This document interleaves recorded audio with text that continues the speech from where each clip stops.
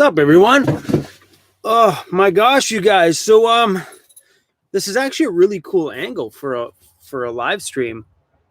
I'm actually pretty stoked on this angle. Hey, it looks pretty good. I like it. So I don't know how long this live stream is going to last here today. I've had a very big day today. And I thought just because I didn't have any time to put up a video, we'd do a little live stream today. Nice to have you guys on here, man. It's so great. What's up, Thomas? Ellie? Sue? Oh, this is great, you guys. Hey, Brad from Victoria. How you doing? Welcome to the stream. I have spent all day long today. Okay, that's a lie. I spent about 4 hours today, maybe 5 hours working on the ambulance, and holy crap, man, it's so much work. Seriously, guys, doing a van build from like the bottom up it's insane. It's overwhelming. It's tiring. It's hard on the brain. It's hard on the body. Like today, I ripped out the floor in the back of the ambo. I pulled out all the vinyl flooring in the front. I grinded out the rust on the floor. Oh, it was just huge today. So I didn't have to go through this stuff when I built this van because we tinkered at it. For years, we tinkered at it. So it was never a lot of work when you did little projects and then 3 months later, another little project. When you bite off that whole project from the beginning, I feel for all of you, for everybody who's about to embark on doing an entire van build. Oh my gosh. Insane. What's up from the Netherlands? Van Life with Gina, thank you for that. You guys are great. Jeff, thank you. Favorite AC/DC song? Ooh. I'm not really a rock and roll guy, but that's a good question. Shoot to Thrill. I was actually listening to AC/DC the other day in the Backcountry. I've been trying to like spice up my music that I normally listen to because I'm a straight up electronic music guy. I like to listen to some old school hip hop stuff from time to time, but I am like a straight hard hitting like electro and trance and but I've been trying to like spice up my music in the Backcountry lately. So AC/DC was a thing. I remember cranking up like Money Talks was like super loud. Shoot to Thrill was super loud. It was great. Miguel, thank you so much for that. So guys, I don't know how real talkative I'm going to be today. I just thought I'd pop on and say hi. I always miss you guys when I don't get the chance to upload a video. So doing these live streams are really great for me. What's my favorite electronic music? That is a very hard thing to ask because there's so much released all the time. And me being a club DJ my whole life, I never really had a favorite song because new stuff would come out like every week at the club. I'd be busting out brand new tracks. I usually, back then I'd have a favorite song of the day, but I don't have favorite. Like if I'm chilling around a backcountry area, I'm a big fan of listening to Above and Beyond. Like when I need to just chill out and relax, that stuff is beautiful. So if you need a little taste of electronic music, like good stuff, go onto Spotify, look up Above and Beyond Radio. Their radio show is really, really good. Dolly S status. Dolly Doyle status. Sorry, trying to read that. Doyle status. Thanks for the super chat. Hey, Chrome wondered, is Cruz spayed or neutered? Cruz, you still got your balls, buddy? Cruzy, let's see. You still got your balls? Yep, he still got his balls. He's good. He's not happy. He's like, Dad, really? You just put my nutsack up on the internet? Did I just say nutsack? That's hilarious. That answer your question? I think so. Sandy, thank you very much for that. Jeff, thanks again for another super chat. Have I ever heard of Extraordinary Machine by Fiona Apple? No. I'll have to check that out. No, I haven't heard of that. I've been a little bit disconnected from music. Like, I used to be super connected. Being a DJ all the time, you had to stay on top of what's hot and made sure you dropped the hottest track. If you're in the club, you had to make sure you had it all. That nobody even had to come up to your booth, that you were just throwing out bangers all night. But I am so far disconnected right now. Kenneth, thank you so much for that. Massive Attack and Portishead. Sweet. Never listened to either one of those two bands. Carrie, thank you. Janis Joplin, Melissa Etheridge. I haven't listened to that stuff in, I don't think ever. I know who they are, and I probably know their songs, but yeah, it was never really a thing. I was like hip hop and anything in the club. That was my stuff. So anyway, guys, you guys are about 5 days behind me in videos. I'm trying my hardest to film as much content as I can right now. So please expect some, I don't know, like chitty chatty information videos coming, because as soon as all this rust repair starts on my van, I'm going to be in the bush for probably a week and a half to 2 weeks with no cell service. I don't think, anyway, not unless we get to a magical area that happens to give me a bar. But that means 2 weeks of zero videos. And I just can't, because financially, I need these videos in order to keep us going and in order to fund these projects. So I'm trying my hardest to record just about everything that I do, no matter how silly or how much I don't want to put the video out.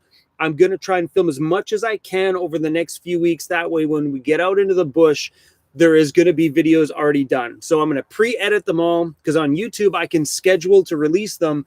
So they'll come out at 9 o'clock in the morning every day while I'm out in the bush. Then hopefully I'll have enough to hold me over till we can get back to reality. So there's going to be some super cheesy videos coming. I've just been like, all right, let's just answer all these silly questions. Like anything, I just like whatever it is to make a video. So we have lots of stuff coming. I'm going to hopefully try to get some work done on the ambulance over the next bit. That way we got some ambulance videos done.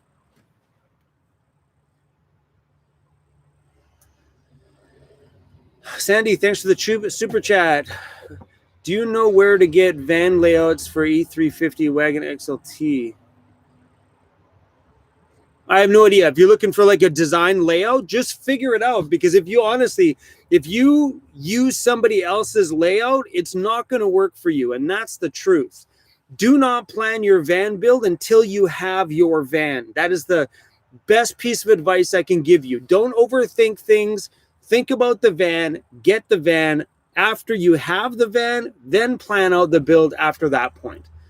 Because I know so many people that just build out their vans, you know what I mean? Like before they have a chance to actually sleep inside of it for a couple of weeks, and then it just doesn't work out. So yeah, Sandy, just work on getting the van first.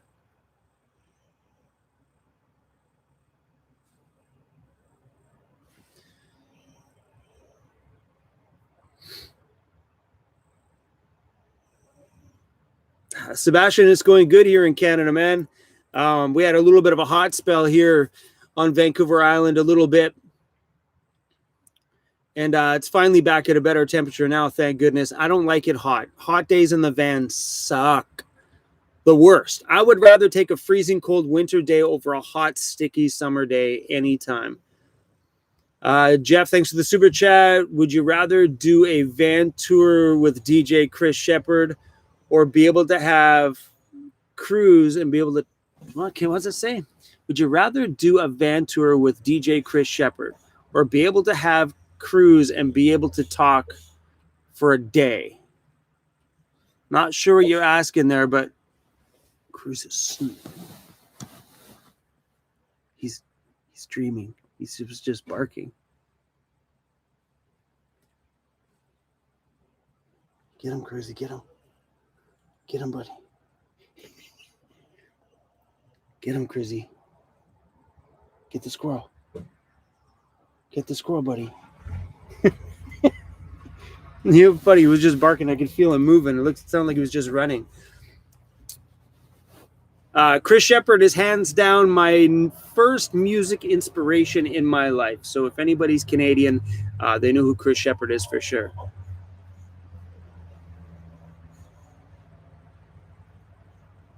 Sorry, guys. Cruisy's just completely dreaming away.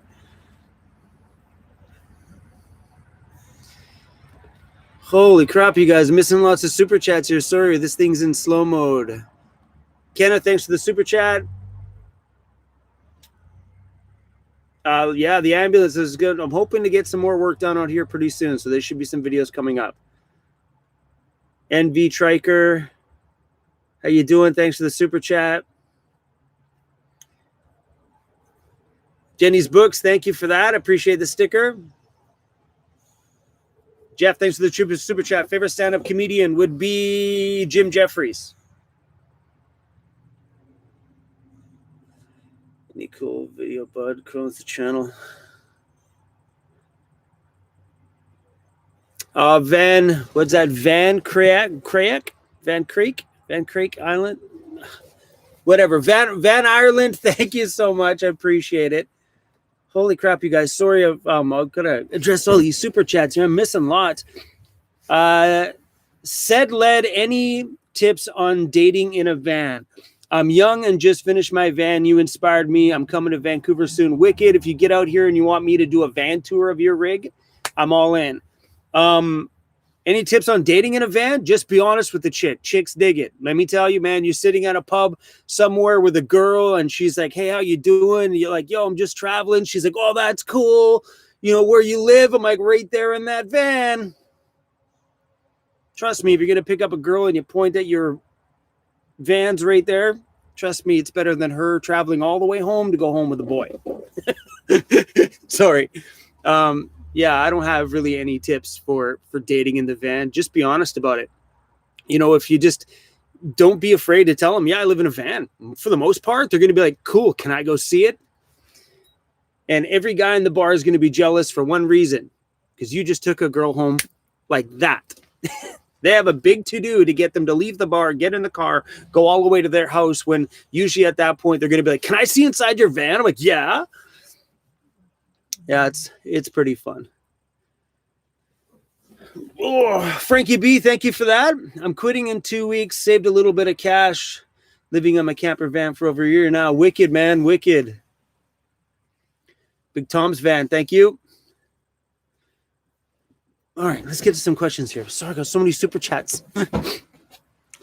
Have a coffee, yummy. Oh, thank you, Joe. Really appreciate that. Ryan wants to start van life and go to Colorado. Wicked. That'd be a nice place to go in the wintertime from here. I wouldn't want to go there in the summer, man. I don't like heat. Me and heat in a van just completely sucks. Andrew, thanks for the super chat.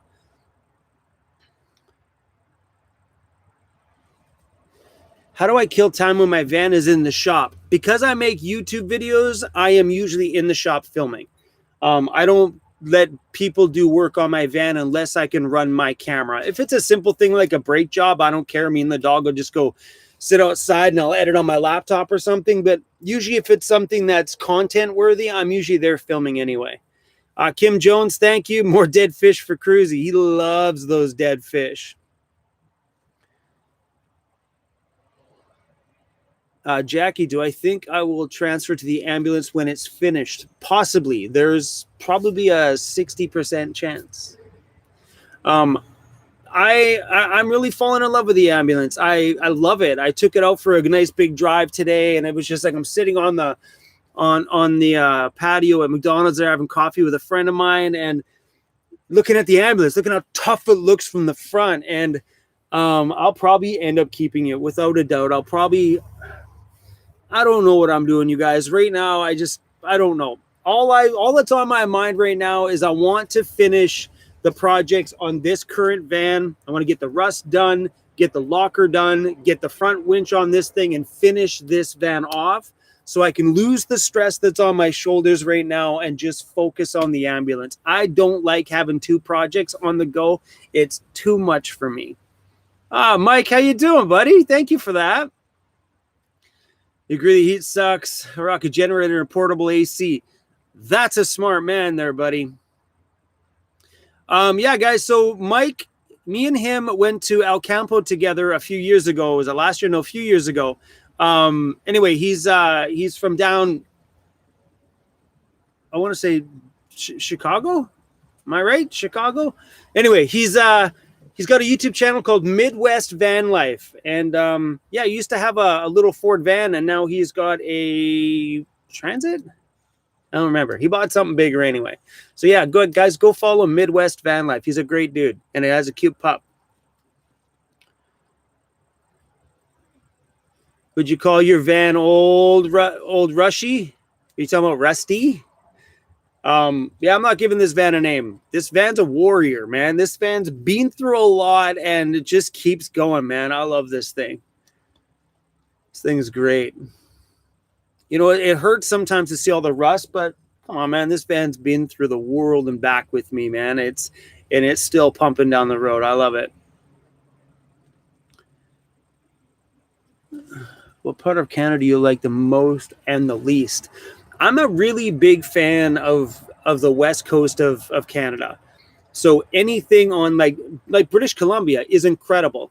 Then on the other side of BC, just as you're getting into Alberta, that area is beautiful. Just like on the borderline of BC and Alberta, we have all the Rocky Mountains there. But I'm a big fan of BC. And the East Coast, the far East Coast. So we're talking like Cape Breton, Nova Scotia, New Brunswick.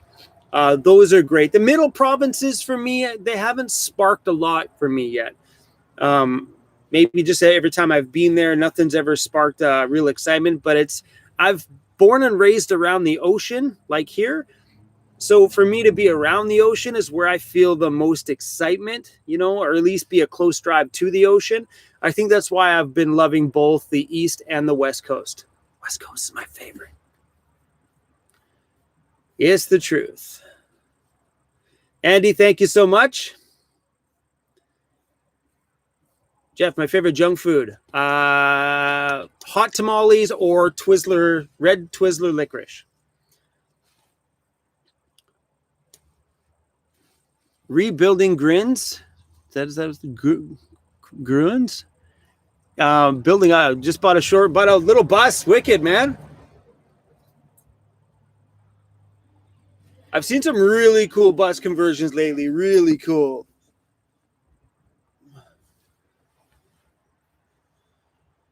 Jeff, if I met aliens in the backcountry, would I smoke weed with them? I don't smoke weed. No, I don't smoke weed. I've never been into that stuff. I've always been the guy that wanted to speed life up and not slow things down. It wasn't really ever my vibe. Nova Scotia is a pretty rad place, man. It's really cool. I wish I could have spent more time when I was out there, but I'll be back for sure. Like when I come back out that way, I'm coming back with a vengeance. Once all this COVID bullshit is over, I'm coming back and I'm about to tear that place up. Fancy Adventure, how you doing, buddy? Thank you for that.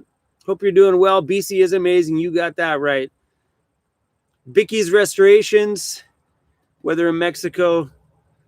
Chill today, hot tamales. Wicked, thanks for that, Jeff. Thank you. Sute, thank you. Here's some for dog treats. Cruzy, Sute gave you some money for dog treats. You don't care. You will care when he gets the treats, though. Two pities as we sit here looking at the Grand Tetons. I don't even know what that is. Ever consider starting a podcast? No, I haven't. It's enough work doing as many videos as we produce. Doing a podcast is just a lot of extra work. Thanks, David. Wicked. Have you met anyone who has done a... Sorry, there's a motorbike just pulled up in front of me.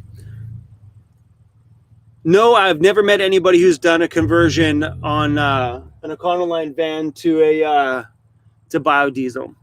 I haven't met anyone yet. I've heard about it, though. Any plans to visit Toronto? I was out there last year, and will I be back? You bet.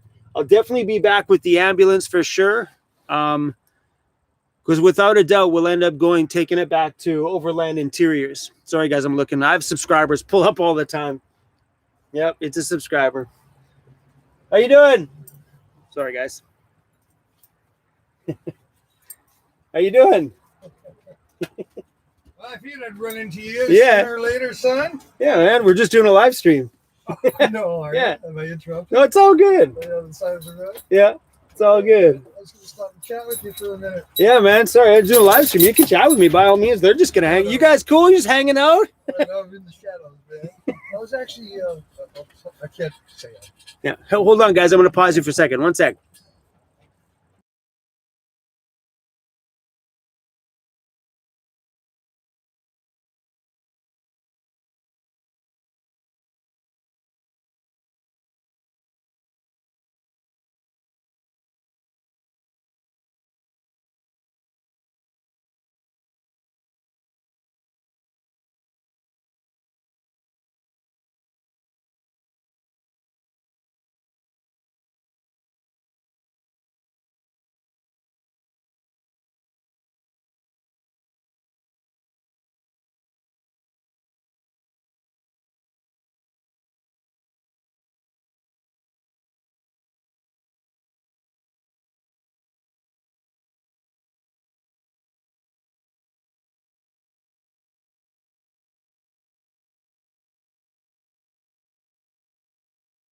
Yeah, sounds good. What time do you think you'll be down there? I mean, I'll probably be live stream maybe another hour and a half, Okay. give or take, Yeah, and then I just got home now. So he's off of Amos Road, I think, isn't he, or somewhere? I don't remember the name of the street of his shop. Okay. Yeah, you best just he just got a new email too, so he's got John at j5customvans.ca. Okay, because he was on like Instagram. I couldn't get through. Yeah, so like his wife will get the email and he'll get it. Okay. So yeah, just John at j5customvans.ca. Okay, maybe I'll see you a little later down. Yeah, that sounds good. Yeah, come by, grab some stickers when you're down there. I'll talk to you. Just let me see if I do. Yeah, go for it. You take care, man. Yeah, man, you too. Hey guys, thanks for sticking around. I love it when you guys come by and visit me in the van. I wish I could have been able to let the audio play for that one, but he wanted to tell me something personal. So, man, so cool. He was awesome, dude. Like, he's like biker style chains and stuff on the front. Just a super cool dude. Does Cruz fart? Of course he farts. So does every girl in the world that says that she doesn't fart. Just a pro tip. As a native, what's the worst thing about Vancouver? Thanks for the tips. I need the thanks for super chat, by the way. What's the worst thing about Vancouver? Vancouver's got a lot of homeless. We have two areas out here that are very, very bad for homeless. That's Victoria, BC on Vancouver Island and downtown Vancouver. But that's about it. I mean, for me lately, I just don't like anything about the city anymore. I would rather be in the bush and avoid towns 100%. So right now, if you were to ask me that question and you want me to give you a real answer, what's the worst part about Vancouver? People. People. Too many people. Weirdos don't fart. Yeah, chica. Yes, they do. Hey, Scott, how you doing? I like Saskatchewan, man. Saskatchewan's a cool place. Thanks for the super chat, by the way. I've crossed through Saskatchewan multiple times on my travels. We've made tons of videos out there. I love it, man. I love pulling right off the highway, and those cute little tiny towns with the dirt roads are super awesome. Do I ever come to America? Can't. COVID's had the border locked for the last year and a half. And I probably won't be coming down there for a while. I'm really a big fan here in Canada, and as soon as I get bored up here, I'll definitely be scooting across the border. But for right now, I've been liking it up here.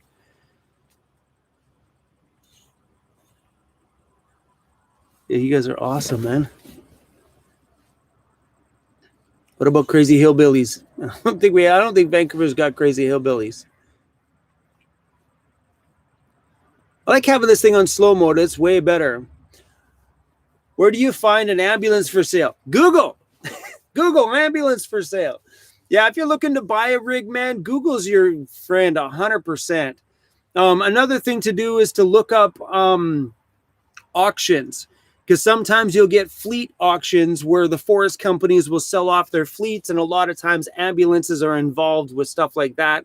But there is, if you're in the USA, there is actual ambulance companies that just sell used ambulances. I looked them up online because I was looking for parts for my ambulance, and I came across a bunch of them.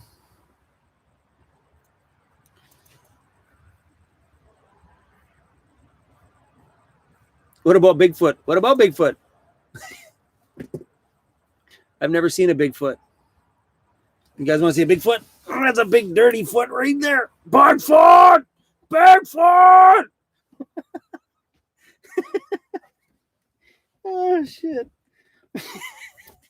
Sorry. You spend too much time alone. I was alone all day today. I was at J5 Custom Vans, and John was out on his rock crawling buggy doing some wheeling today. And he let me squat in his yard last night, so I worked on the ambulance all day, and I'm a little loopy. Went out in the sun, and that was funny. Oh my gosh, you guys. Yeah, man. So I don't know what I'm doing with that ambulance, man. Yeah, it's hard because I there's so much work to be done on it. Like that thing just like it stresses me out a lot lately. It's like you just look at it, you're like, man, where do you start?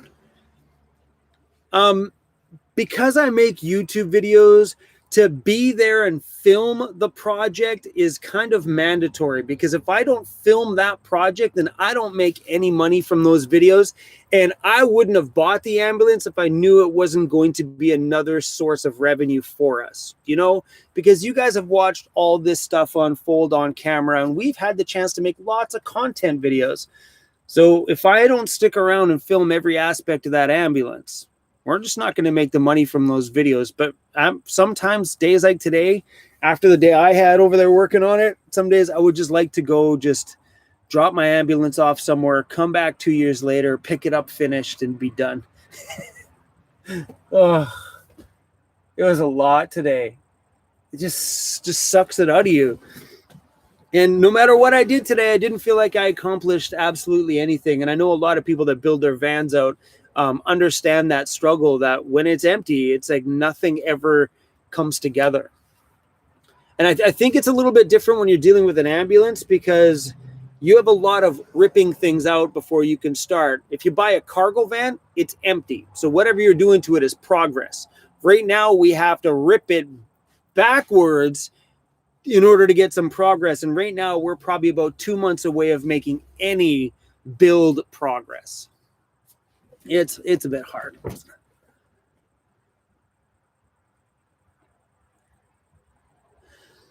Do I have any hearing damage from being a DJ? What? Probably. Without a doubt, probably. How do I keep cruising safe from wildlife in the backcountry? So if we're out there in the bush, and we're like in the backcountry, I have a little reflector that I put on Cruise. It's not like it's really going to help much, but at least it makes him visible for me. I don't really I keep a good ear on what's around us, but you just don't know. Like there's no real way. Like he doesn't travel far from me though. Like Cruise will usually sit up on the highest point of the campsite, or he just lies underneath the van. I have a little like dangly thing that dangles on his collar that makes noise. But for the most part, you know, I'm not sure if that little bell thing is going to really scare off anybody. We see bears all the time. Bears are extremely common in our area. And that's a big question on my channel. Like, oh my gosh, are you scared about bears? I'm like, no. We see bears so often out here. They're just there. They go about their day. They don't bother you. They don't want to come and visit you. The only time you need to be careful is right now, because when winter's just over, there's so many little baby bear cubs out there. And now's the time is when the moms are extremely protective. And it's still not that bad, because the mom just wants you to stay away from the cubs. That's all. So usually if you come across a bear somewhere, the bear scurries the freaking cubs up the tree, then the bear protects the tree. Just don't approach it. That's the best way to do it. Don't approach the bear. Keep your distance, you're good to go. And if one pops in, I've had it before, when one's popped its head out between the trees at one of my campsites, it's like, whoa. It looked at me like, whoop, sorry, sir. And kind of sauntered off on its own. But that's what it's the bear's reaction was like, oh, sorry, my bad. Don't mean to bother you, eh?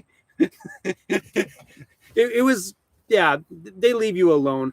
Like even when I used to mountain bike at Whistler Bike Park, and you'd catch the chairlift to the top, and you'd be whipping down the mountain trails, and the bear would just stand there as your bike goes right past it. They don't care. They're just pretty chill around here.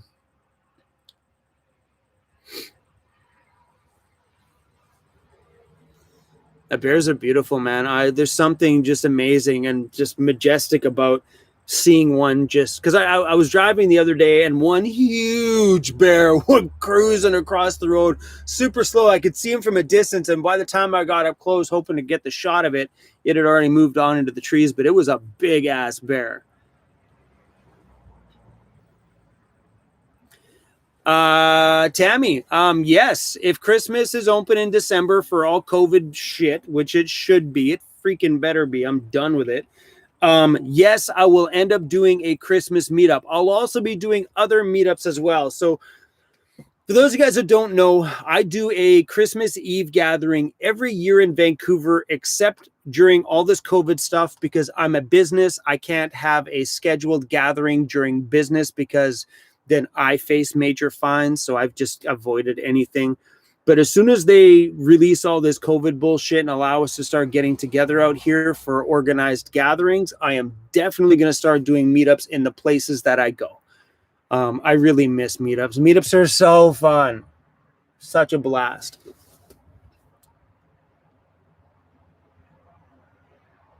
What's your budget for my ambulance? I don't really have a budget for the ambulance. I'm taking it like this one, pieces at a time, because I can't afford to go all in on that thing. That thing's going to cost probably, without a doubt, by the time it's done, that thing's going to be easily $50,000, $60,000 without a doubt. That's why I figured, okay, let's set this up as a 2-year project, and hopefully that we can generate enough money along the way. And what I might do with the ambulance is I might squeeze in a few brand deals to help pay for some of the projects, because companies always want to advertise on my channel, and I avoid them most of the time, except for Jackery. But I try to avoid as much of those. This video is sponsored by. It drives me crazy to do that. But I may pull out a few of them just for, help paying for that project. But I don't really have a budget. We're just going to take it little bit by little bit. Do cool stuff. Thanks for the super chat. Funny question. How do you keep out dust when you're driving down the back roads? You don't. You embrace it. Dust is everywhere. Like after being in the bush for like a week, especially in the summer when it's dry, I open up my shirt cupboards and my shirts are just covered in dust. I just take out the top shirt, shake it out, put it back, good to go. Yeah, there's a lot of dust in this thing. I pulled out a bottle of tequila today for a video that I was making, and the bottle was just caked in dust because they're in the back, right? And any dust that comes through the back door seals, because things aren't exactly 100% sealed. Oh yeah, you embrace it. You just man up and enjoy it. I've ever thought about getting an RV. That is an absolute heck no. I don't want one because of the build quality in them, because they're all kind of just, I've seen too many accidents on the side of the highway where all you see is a steering wheel and the frame and the rest of it's smashed all over the place. I don't like that thought. And I don't need something that big. I don't need a rig that is not capable in the bush. That is very big for me. And having an RV that's going to be very cumbersome out there in the trail and not as capable is a deal breaker for me. Full on deal breaker. I have not seen a cougar outside of a nightclub. No, I haven't. I would love to, as much as I would not love to, but I would love to see an actual cougar. I know that we have lots of them in our area, but they just they go unseen. And I know if you do see one, you're probably in a whole lot of shit. Without a doubt, you're in trouble.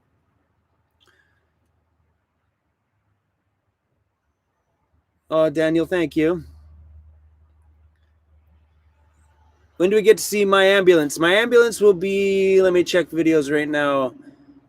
I think my ambulance makes another appearance. So today's video will probably be up in about 5 days. So I'm about 4 or 5 days ahead of you guys right now for video like actual videos anyway. I'm really excited for that ambulance. Hands down, that thing is going to be so much fun once these projects on my van are finished.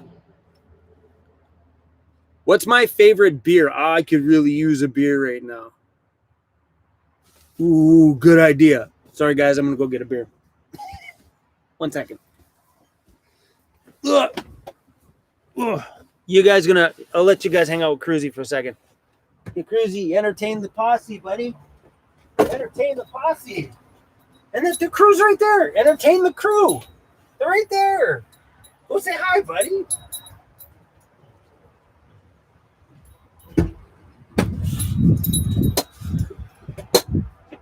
Yeah.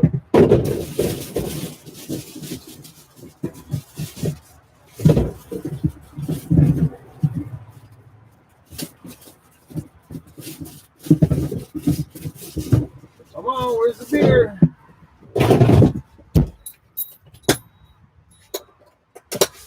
Yeah, boy. Oh, after this day, I need this beer. Oh. Keep him entertained, buddy. See that look on his face like, where's my beer? Where the heck is my beer, Dad? You want my beer? Of course, crack that beer, Dad. Give me some of that beer. You can't have beer, buddy. It's not good for puppies. He was so disappointed. I love you, buddy. Can you play with your toy? No? What? What do you want? Do you need something? No, bro fist? Not that. It's not bro fist. Want a treat? Of course you do. Let me get you a treat. Let me get you a treat. Hold on. All the treats are down here. Hey, here's these. They're treats. These ones say they're good for your skin and coat. It's got probiotics and it's got stuff for your joints and multivitamins. There you go. That good?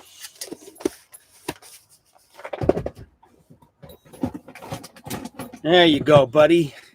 Bet you everybody's pretty excited to see you finally. Every time we do a live stream, bro, you sleep. That's all you do, buddy, is sleep.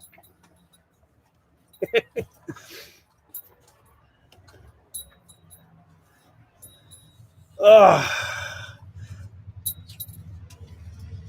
you guys are great, man. Thanks for all the love, you guys. Sorry if I missed any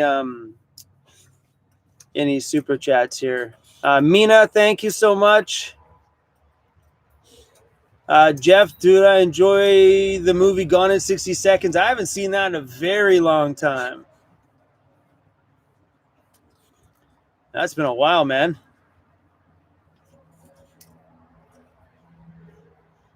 We missed seeing you when you were at the Second Cup in Edmonton. Yeah, man, that was a while ago. I remember that. I miss doing those little meetups, man. I miss just randomly posting, hey, guys, we're going to be here. Come see us. Sute, thank you so much for that. Buy that boy a puppy beer, please. Cruzy, you want beer? He's like, yeah, Dad, the beer. Give me that beer. This is my beer, buddy. Hey? Can I have a kiss? No? Can I have something from you? He's so funny. Oh, my gosh. Let's see the new shirt. All right, my new shirt. This one here. These ones are on our store right now too, man. We got so much new merchandise out right now. So much. Brand new stickers out to you guys. Hold on, let me go get some of them. Oh, Chrissy, skip me. Gonna show them the new stickers, Cruzy. We got new stickers with you on them too. All right, here I come. Here I come. Hold on, I cracked a beer and I haven't even had a drink of it yet. Ooh. So we got brand new sticker packs that just got released. There's one of them. Hey, brand new Cruzy one with his little make the noise hat on. Yeah. Ready? Bam! The new Weirdo Army. We have this on t-shirts. Actually, this is on t-shirts and stuff too. That is a big sticker, my friends. Look at that. It's like the size of like my hand, like part of my hand. Look at that. That's a big sticker. And we also got the Weirdos Unite Army. When I got these designs done, like I like these ones, I think the most, but I didn't know which one I like most, so I just got them both done, giving you guys some variety and options. This one looks good on shirts though. Because my shirts are so perfectly folded up in my cupboard, I don't really want to pull them out and show you guys, but yeah, I dig this. I have this on a white shirt and it looks freaking awesome.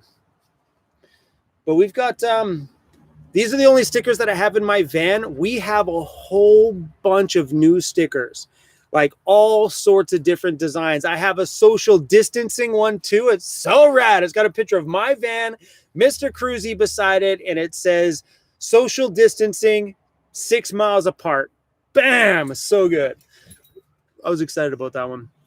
All the designers I've been working with, which are actually subscribers of my channel, by the way. All my design work, these are all done by designers that are just people like you guys, and I love it. It's like I'm not sourcing these out from any big company. I reached out to my channel, and it's nice because I've had the chance to pay people for doing my work, and these are amazing. So Tress is the girl who did this one, and she has been an absolute rock star. So Tress, if you're watching this, thank you for this one. Tress also drew this one for us too. But I love the ability for me to be able to hire like you guys to help us out, you know, when I need a design done or anything like that. To me, it feels good to kind of share some of the love with everybody. You know what I mean? The guy that did this design for me was my original graphic designer. He's the same guy that did my channel logo. He's been my graphic designer since back in my nightclub days. Solid dude.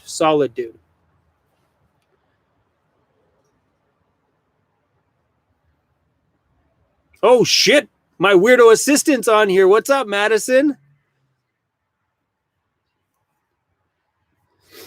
I was talking about you guys today when I seen I had beers last night, and he didn't have a beer, but I had beers last night. I had beers. That was weird to say. I had beers last night with. Is that still with? Yukon John was awesome. And then me and Yukon John and his brother went out for breakfast this morning. It was really cool. It was nice to see him. Jeff, thank you so much for that. FYI, I have been using Starlink since January, 25 kilometers away from the service address. Oh, shit. Jeff, thank you so much for that. That is a serious pro tip. So the only reason I love it because I got approved for the beta version. So, I mean, I could just go order it. But I think when they release this thing public, they're going to be making a smaller format one for like semi-trucks, RVs, etc. And if it is a smaller, better size unit, I think I would rather still wait for that one.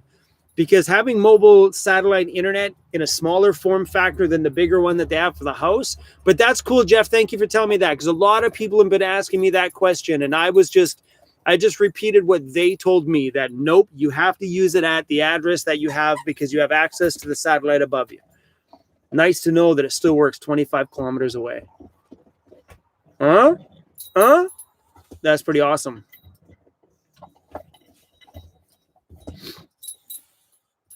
Have I watched Nomadland? No, I have not.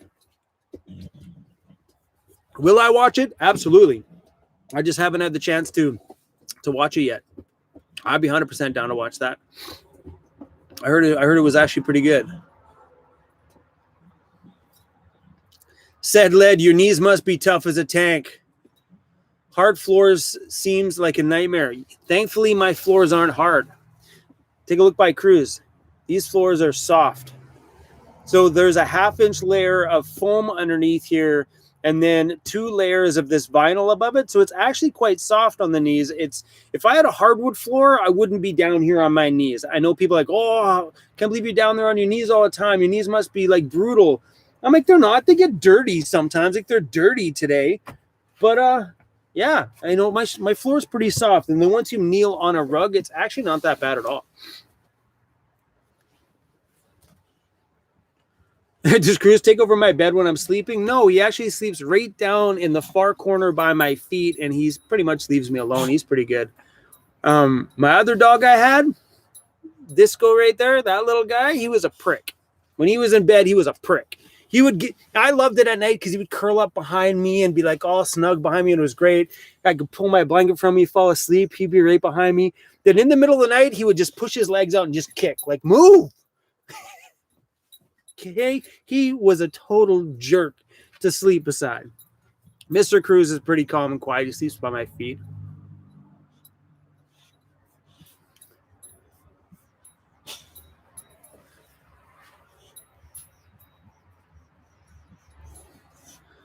Oh, God, sorry.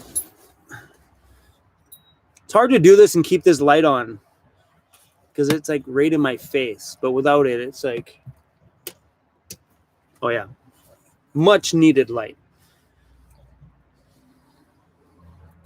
Thanks, James. We have quite a few people working on shirt designs for me right now. My assistant just released a bunch of them on our store at vancityvanlife.ca. When will I be doing Aussie stickers? So I've been really thinking about that, but it's the cost of doing the design versus how many we're going to sell. So according to my channel, we have 1% of my audience watches from Australia. So I wonder if there's going to be enough sales of like the Weirdos Unite Aussie merch. And I've been talking about that for a while. I should actually just go ahead and do it. I totally should. Overland Interiors, buddy, how you doing? Yeah, everybody go to overlandinteriors.com. Andy just finished putting his site together, and it's looking pretty awesome. And you guys can even buy, see that dog bowl right there? That one? Andy's got that on his overlandinteriors.com website. He called the bowl The Cruise. Thanks for that, bro. I appreciate it. Cindy, thank you.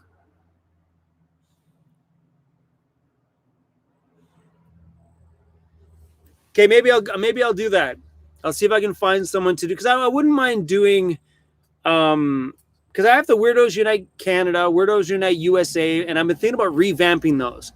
So the Weirdos Unite Canada one's got a moose on it. I think I might do the next one a little bit different, maybe put a beaver or something like that on it. I'm going to change the American one and put Donald Trump on it. I'm just kidding.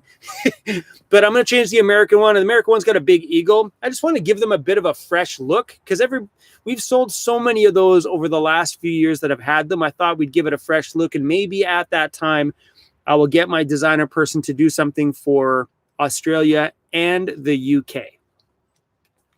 I wouldn't know what to do on the UK one. What would you put on the UK one? Gordon Ramsay? How funny that would be. He's from the UK, right? Yeah, he's from somewhere down there anyway.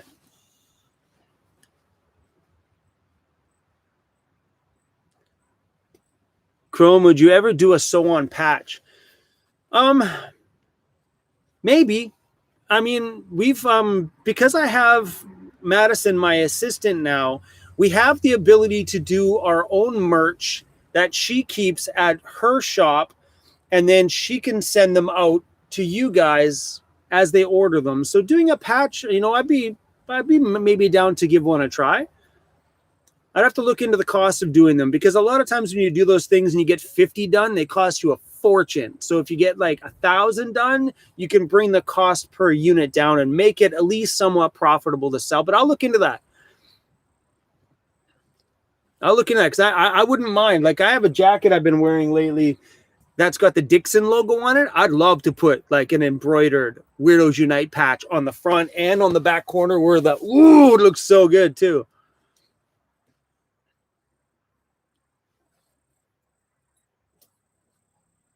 Oh, Shadow Wolf. I like that. The UK one with the Queen's Guard bear hat on it. I like that. Thank you for that. Puget Sound guy, what's up, buddy? How you doing? He's come to quite a few of my gatherings in Vancouver. It would be funny with a Trump on it, wouldn't it?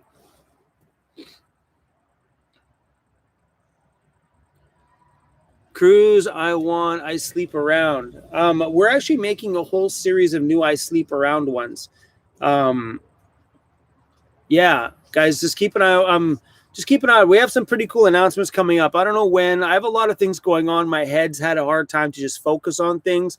But we have a lot of merchandise things coming up that are just van life related and not so much my channel related. More just general van life merchandise. And I think I'm pretty excited about them because some of the designs we have already are really freaking cool. And I'll announce those when I get the chance to. If my assistant's on here, she can get on my case. Okay, Madison, get on my case about those things. Because I'm only one person. It's hard over here. Would you do a Dixon type shirt with my logo on it? Oh, heck yes. Hello, Dixon. Dixon, are you there? Dixon, if you guys want to team up together and we'll do a Dixon Weirdos Unite shirt, I am in. 100. Dixon. I have like 6 flannel shirts, like a whole bunch of Dixon button-ups. Hold on, am I? Don't report this video. Look at, I'm wearing Dixon underwear. Sorry, guys. Not like you needed to see that. I'm a big Dixon. Are you still watching? I'm a big advocate. We should team up. I bet you we'd sell lots of those Dixon flannels, man. Weirdos Unite ones? 100%. Sorry to show you my underwear. It's cool underwear, though, right? All the little tattoos on the underwear. It's pretty awesome. How's my other YouTube channel going? I've been wanting to start a second channel. It's just the thought of like all that extra work.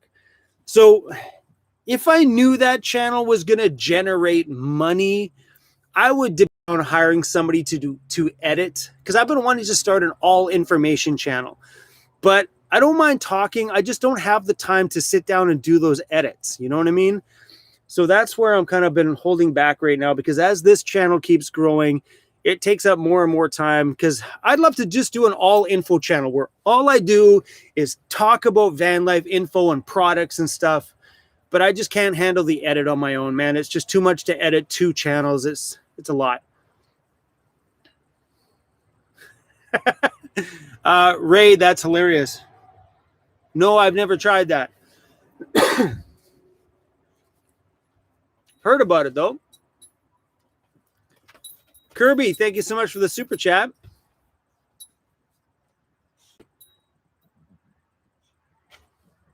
No, I don't have the room for an inflatable kayak. I had a subscriber send me one. I just don't have the room in my van for something like that. There's just, the space is just, it's too much. In the ambulance, maybe I might debate on putting in an inflatable kayak, because I'll have a little bit more room for storage and stuff like that in there, but I just don't have the space for it. I'd like to have like an inflatable paddleboard or something like that. That'd be kind of rad. What motivates you, or who motivates me? Peggy, I motivate me. And I think for everybody, you got to learn to motivate yourself. You got to be the reason that you get up every day. You got to be the reason that you do something amazing with your day, because, you know, at the end of the day, all you got is you, right? Think about it. The whole time you were you were, before you were born, it was just you in there. At the end of it, it's just going to be you too. Oh yeah, no, I motivate my own self. I do really enjoy watching some motivators, but I don't need it for motivation. I do grab energy from watching Gary Vee, stuff like that, but I don't need it for motivation because I am motivated on my own. Am I going to do a rooftop deck on the ambulance? No, Laura. I think a rooftop deck is a ginormous waste of space and only meant for Instagram vehicles. You know what I mean? I don't see that being a functional space. For one, I go sit upside on the rooftop deck. And then what? I could do the same thing when I'm sitting at a really beautiful place up on the mountain and do it in my chair outside the side of my van. Sitting 9 feet higher is not going to make much difference. Just put your van in a bit of a better place and you'll have that view without having to put a deck on the roof. And then poor Cruzy can't come out, hang up there with me. I couldn't get a 70-pound bulldog up there anyway, man. I'd hurt my back right out the gate.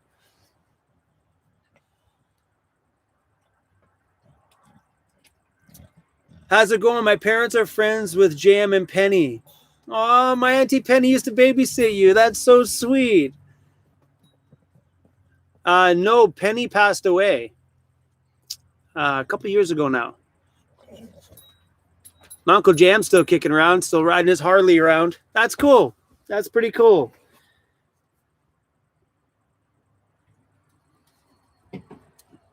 Chrome, do you ever think about the day when van life ends? No. I am going to ride van life out until I'm bored of it or until the government takes my driver's license away. As of right now, van life is big for me because van life is how I earn my living too. You know what I mean? Well, filming what I do is what I do for a living. I think a lot of people would watch if I started to do something different, like build a tiny house or something like that. But I am in van life for the long haul. I absolutely love everything about it, and I couldn't imagine living any other way. I don't think van life will ever stop. I think this is a forever thing for me. Years down the line, if we get success here on YouTube and we've done very well for ourselves in the last year. It's probably been the greatest year I've ever had in my life financially. It's been so good this year. And it's taken me 4 years of making squat all for money on, well, I shouldn't say that. First 2 years on YouTube, we barely made any money. It wasn't even worth the freaking time.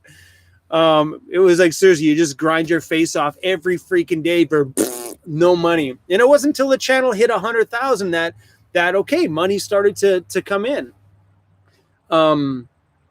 Yeah, I mean, it's my business, so I'll be in the van until I'm sick of being in the van. I really like it. Because things change. Like, come on, you guys will see the ambulance. There's another project that might be my next home. I don't know. Then I don't know what's going to happen. Maybe 3 years down the line after that. I'm going to show you what's on my phone right now. Wherever my phone is. Hold on. Yeah, it's up front.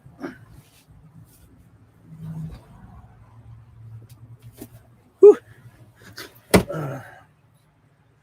I screenshot this today. I'm like, ooh, maybe that's my rig after the ambulance. Talk about taking over the backcountry.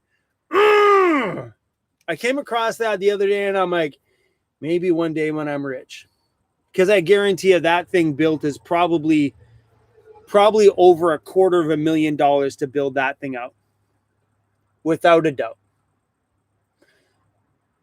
Ain't going to happen in this lifetime, I don't think. But then I came across this too. I'm like, oh snap. Look at that thing. It's got the Ford Raptor front grille.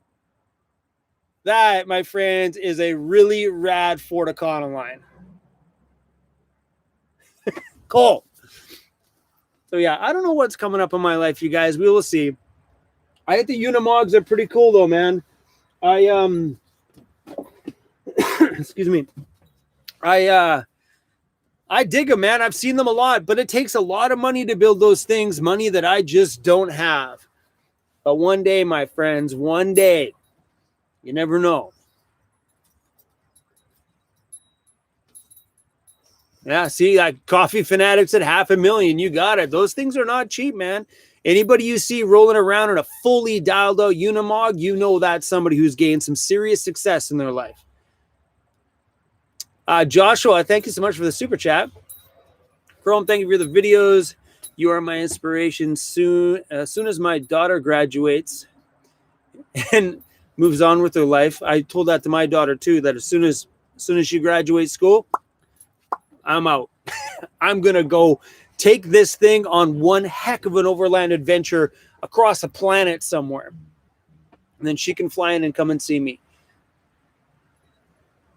That's wicked, Joshua. Thank you for that.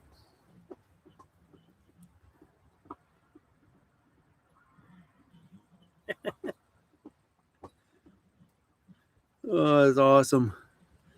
Oh, we get 1,100 people on here, guys. Thanks for being here. We've been on for about an hour now. This is great. Will you link up with Foresty Forest again? Yeah, probably. Our paths will probably cross. Me and Foresty Forest are on different energy wavelengths. He's very calm and very chill, and I'm very energetic and in your face.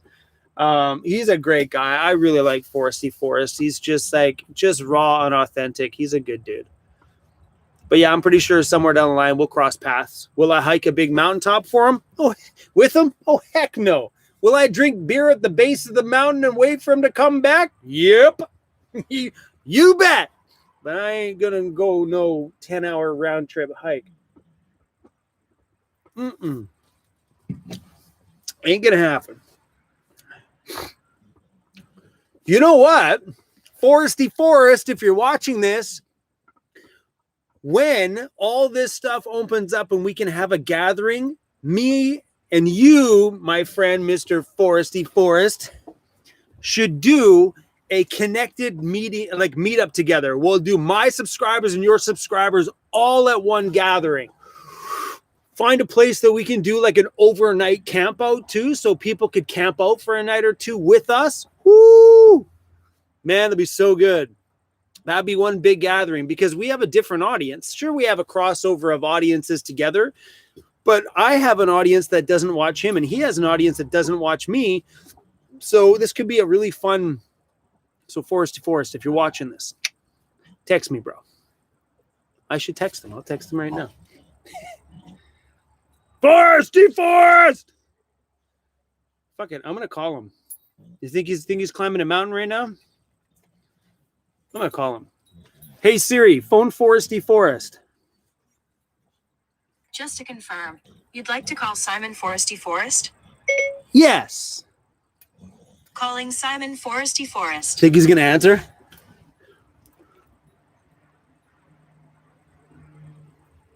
Oh, speakerphone.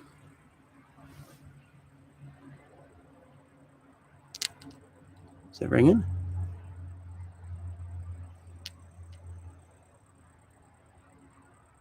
I don't hear anything. There it is. Think he's going to answer?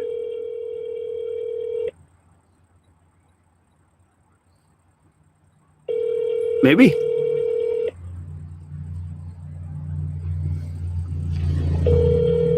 He's not going to answer. Your call has been forwarded to an automatic voice messaging system. Simon! Answer your phone! Sorry, guys. I thought that might be kind of fun. I should text him and tell him that no need to call me back. Hold on.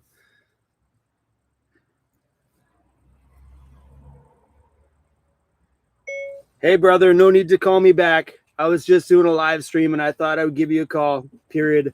Much love, bro. Talk soon.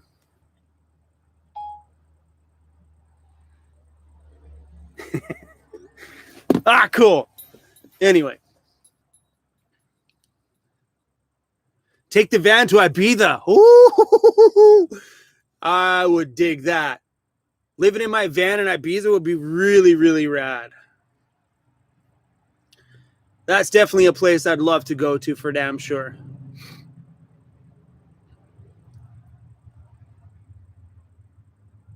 Is Foresty Forest cool with his name?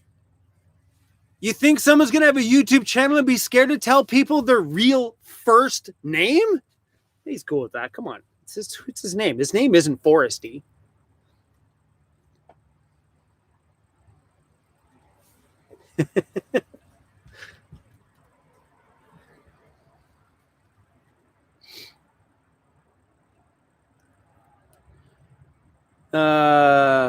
That's funny. You guys are great. Chrome is going to have a piece of land. Probably not, Adam. I don't know, man. The thought of having a piece of land is appealing, but in some ways it's not appealing. I don't know, because buying land in town is impossible. There's no freaking way I can't afford that. Like, you're gonna spend $350,000 to buy a piece of dirt, like on this island near a town. Ain't gonna happen. And I don't want to buy a piece of land and put a structure on it, because then I'm going to worry about my structure when I'm away, because I'll be away more than I'll be there. I just be cool to have if I can find a place that I can finance for like 25 grand, have like $50 payments or something super cheap on it, I would entertain it at that point. But I wouldn't build anything on it because I wouldn't be there for probably 6 months out of the year. And if I did go there, it might be for only a week or 2 weeks here and there. Yeah. I don't know, man. I made a video. It's coming up here talking about land and stuff, because I talked about it the other day and I touched on it again in an upcoming video.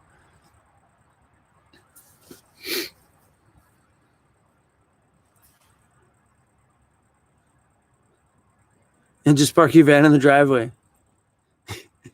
See, and that's the thing, like the thought of owning a piece of dirt, I think is something that's instilled in our minds as we grow up. That's just what you do, is you buy a piece of dirt.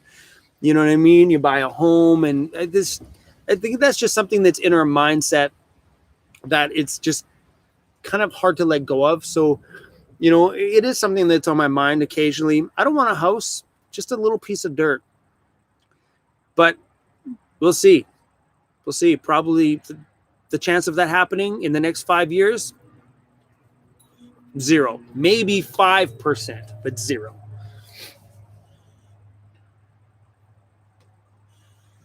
I don't watch Steve Wallace. Someone keeps I've popped into his channel once, but I've never seen his channel. Like, actually, like legitimately, like gotten to really take a good look at his channel. Hot dogs or hamburgers? How about a hamburger with hot dogs on it? Boom. Both of them taken care of at once. Depends on my mood. I'd be more of a hamburger guy, I think, than a hot dog guy. I think so.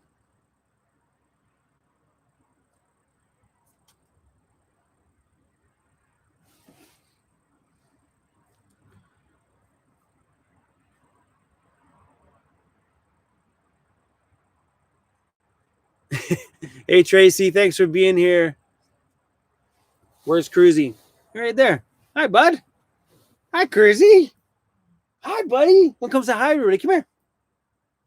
Come here. He's the boss, clearly. He didn't listen to me. Oh, come here, buddy. Come here, buddy. Come here. Go say hi, everybody. Look at it. That's you right there. Look on the screen. That's your face, buddy. Right there. That's you. He's looking at me. Like, give me the food. Where's the food? You want food? You want a treat? You want a treat? You want a treat? All right. I'll get you a treat. You're so damn cute, buddy. Hold on. Let me get you a treat. Well, you can have the first one that's here. What's in the first bag? We got little liver treats. You want one of these? Foresty Forest. I said your name on my channel and people didn't know your first name. LOL.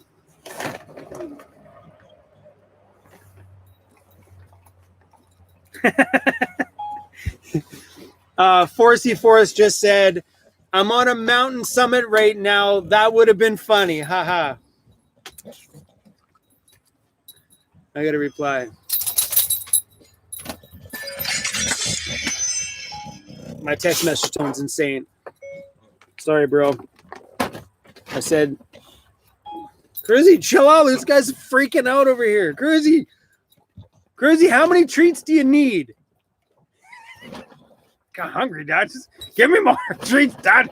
Give me more treats, Dad. Rawr! Okay, last one. Dude, you're slobbering everywhere, bro. Stop. Can you sit? At least sit.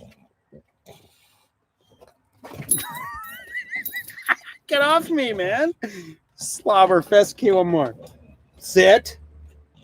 Okay, you have to control yourself. No, stop. Control yourself.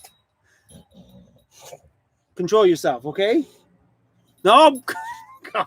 Calm down. Breathe. Breathe. Nah, wait a minute. He's not good at this. Okay, nope. But wait a minute. Wait a minute. Get out of here, buddy.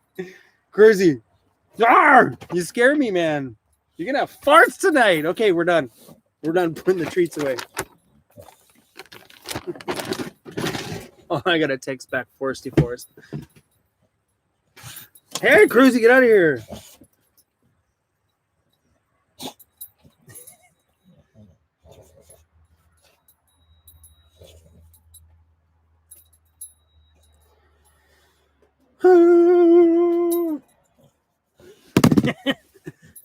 So yeah, if you guys didn't catch that, Foresty Forest just said, I'm on a mountain summit right now. That'd have been funny. Sorry, I've completely missed any chats that are going down right now. Sorry.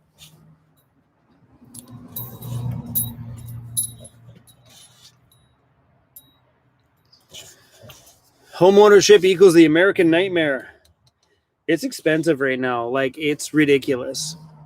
Like, I think if you got into the housing market when things were cheap, you'd make a good amount of money on it. But I don't want a house. You know what I mean? And buying a piece of dirt is not really much of an investment, you know? Unless you're in town. When you're like buying something way out in the middle of boonfuck. I have a potty mouth, you guys, just so you know. I swear a ton. I find, like, in a video, I can edit this stuff out. I try to keep my stuff family friendly, but I drop F-bombs all the time. When you're way out in the boonies, that's where I would have retaken my edit. When you're way out in the boonies, that piece of land is only valuable to you, you know, because there's no development going on there, nothing to drive up the value. So when you buy dirt, you're just kind of buying dirt. So, yeah, it's the only hard thing about thinking about doing that. Ain't gonna happen, you guys. Just, you know, ain't gonna happen. Mary, thank you for that. I love that. That's great.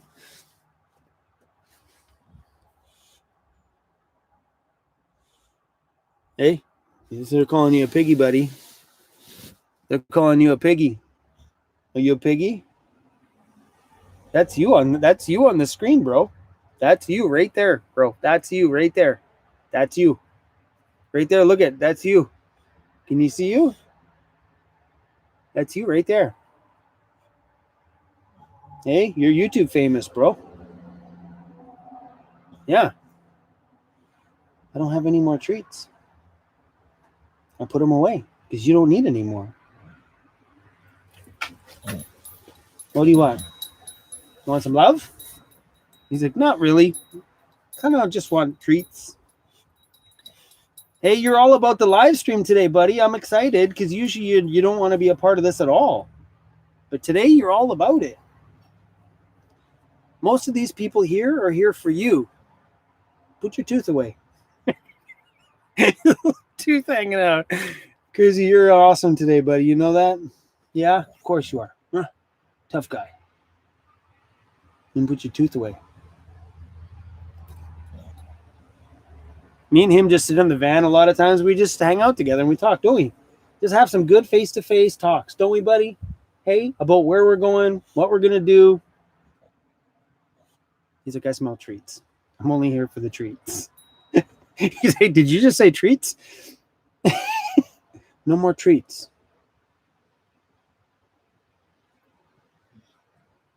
Okay. Is that okay? Are you okay? No more?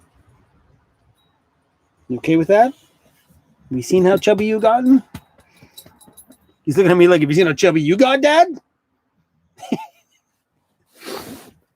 Sorry, Cruzy. I like having him in my live streams. Usually he's never in here. Ow, Cruzy, you stepped on my foot and his sharp nails are sharp. You gotta trim your nails, buddy. You gotta pull out that Jackery battery and give those things a shaving. Yeah?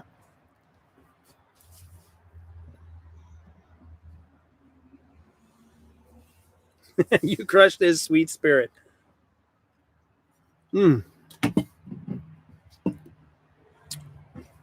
I'm drinking right now, it's called Hull & Oats. It's a hazy IPA. Not bad.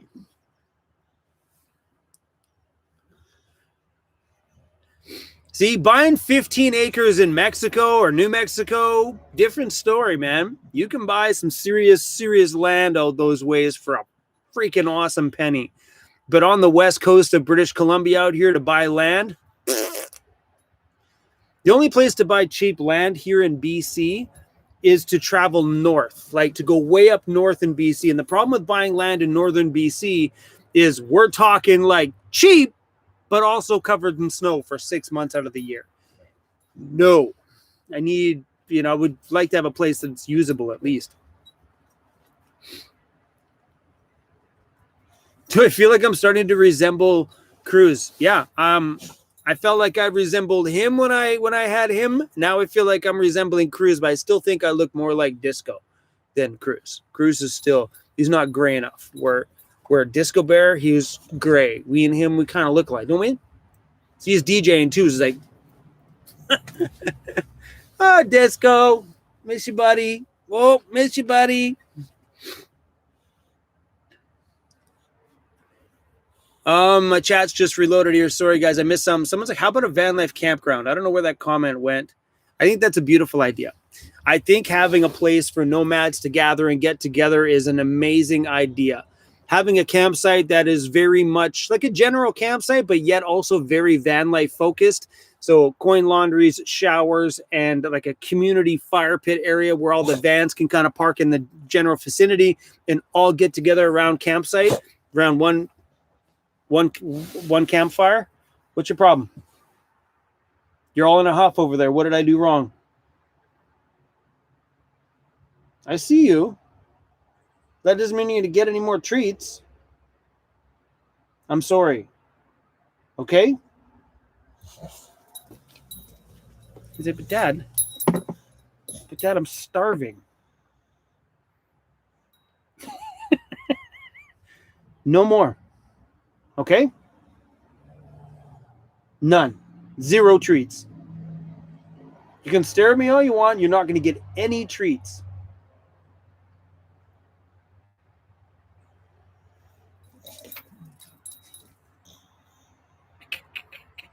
He's so freaking hard to say no to. No.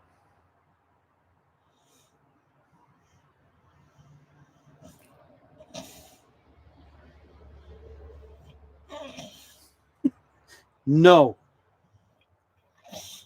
He's starting to whine now.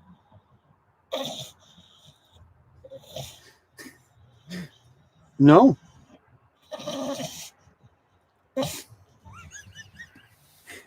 I said no more treats, okay?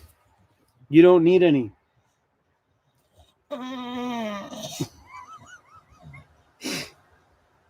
You fine. Tell me why you need treats. Tell me why.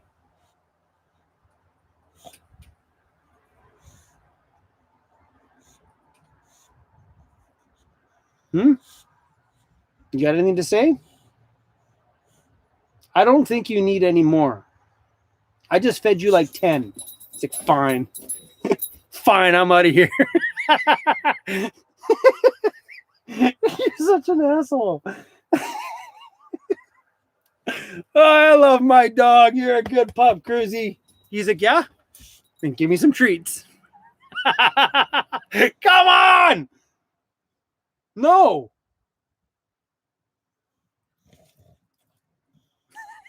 Okay, fine. Fine. Just because you're cute. Hold on. See if we can find you something different in here. Hold on, Crazy. Let's dig deep and see if we can find you a different one. You have so many treats in here. Oh, look at these ones.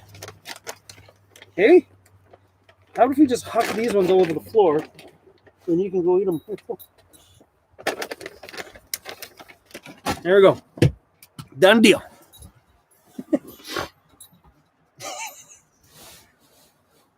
Well, that was fun. Now you know what it's like inside of my van with him. I try to stand my ground. I'm like, no. You don't listen to me. You don't care.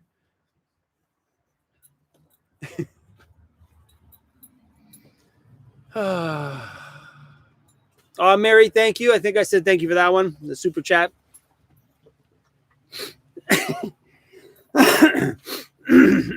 Sorry, guys. Should have muted instead of cleared my throat.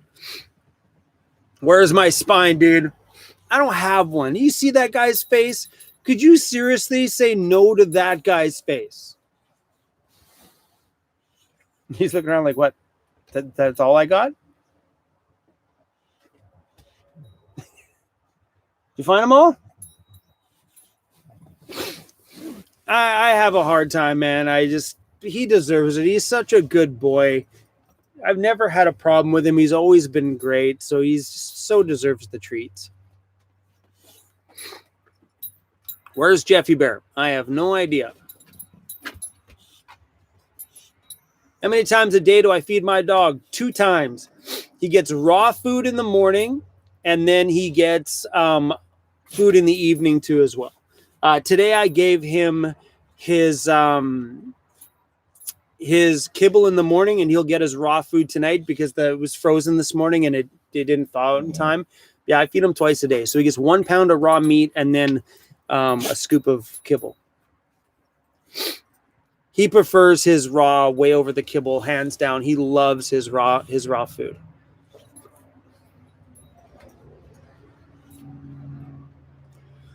Yeah, there's a Rust video coming up about the ambulance. We got some Rust on the ambulance. Not a lot. Still a big job. But yeah, we have some Rust on the ambulance. Yeah, I won't give up the thing. You just guys have to wait for that video. But yeah, I did some grinding on the ambulance today with a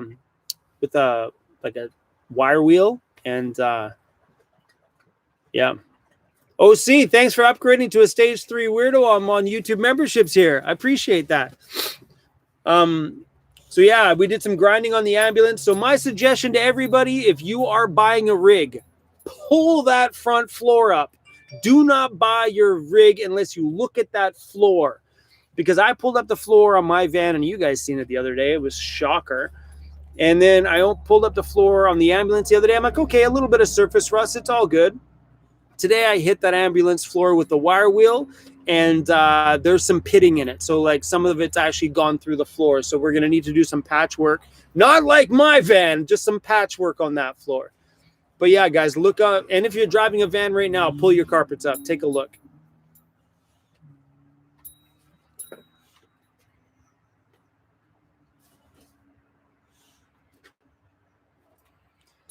Didn't know dogs could eat raw meat? Yeah, that should be the ideal diet for your dog is raw meat. They're an animal. They're not really technically meant to eat all that wheat and everything else. But yeah, so I give them half and half because doing full raw is just expensive. So I give him half raw. He really, really, really likes the raw meat. Like there's some days that he won't even touch his kibble. He'll just leave his kibble and wait. And then tomorrow morning, I'm like, he hasn't eaten his kibble yet. And then I'll wait it out. And sometimes he'll go like 3/4 of the next day and still not eat that bowl of kibble. Then I throw out the raw meat, gone.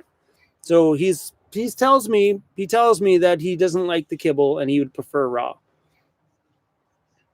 Did I get new glasses? No, these are just cheapies from Costco. There's like just the reading glasses ones. What's the floor like on the passenger side? The passenger side on my van is not that bad. It's got a little bit of rust on the top. No big deal. The ambulance had a chunk of rust on both sides because people were getting into the passenger side of the ambulance where mine hasn't had foot traffic. Like a lot of passengers over, like even before me, it looks like it doesn't. So here's what I found. If the vehicle has a lot of people in the passenger side, you're going to get water from them dragging it in from outside, snow and everything else that's going to get soaked into the floor and rot the floor. So my driver's side of my van was super bad. Passenger side, kind of barely anything, a little bit, but not much. The ambulance, just a lot of surface rust and a few little penny-sized holes that broke through today when I was grinding it out. So we're going to have to do some body work on the ambo.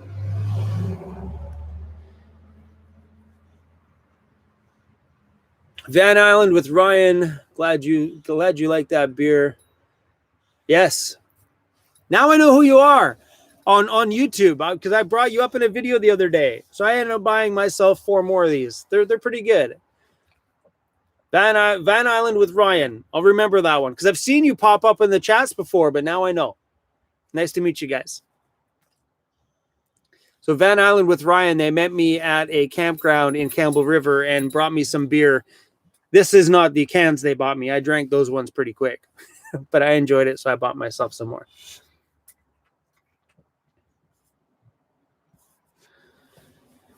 Kermit, the 1977 GM Palm Beach motorhome. Thanks for the super chat. Hey, Chrome. I've been full-time for 2 months. I've been using way more paper in order to conserve paper. Any tips? If you're talking about like paper towel, no. I go through a fair amount of paper towel myself. I would rather go through paper towel than have more laundry. You know what I mean? But if that's what you're talking about, not unless you're talking about shitting more, paper as in toilet paper. Just kidding.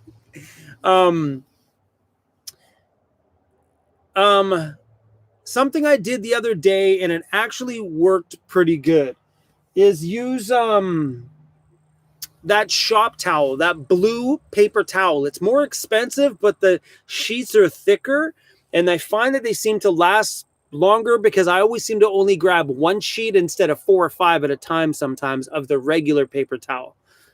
So that was something I found that kind of worked. Oh, crazy. I need to stretch my leg out. Oh.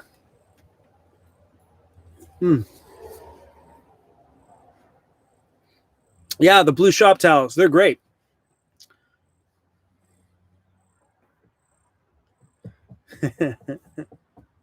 I love this.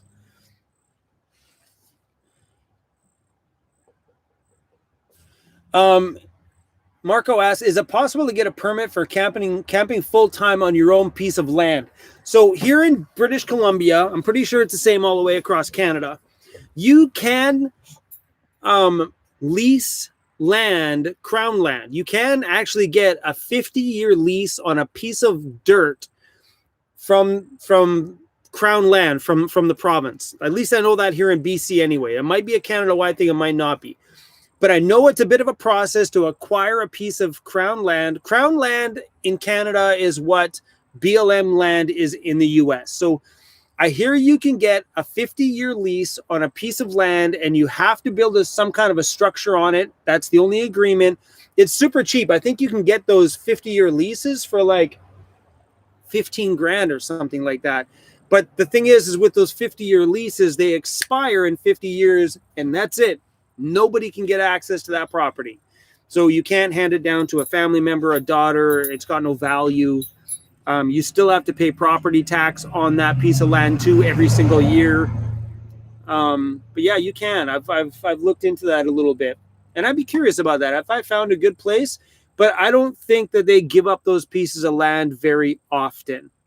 I think you got to hope for when they release a couple pieces. It's not like you can go pick a piece and just go own it.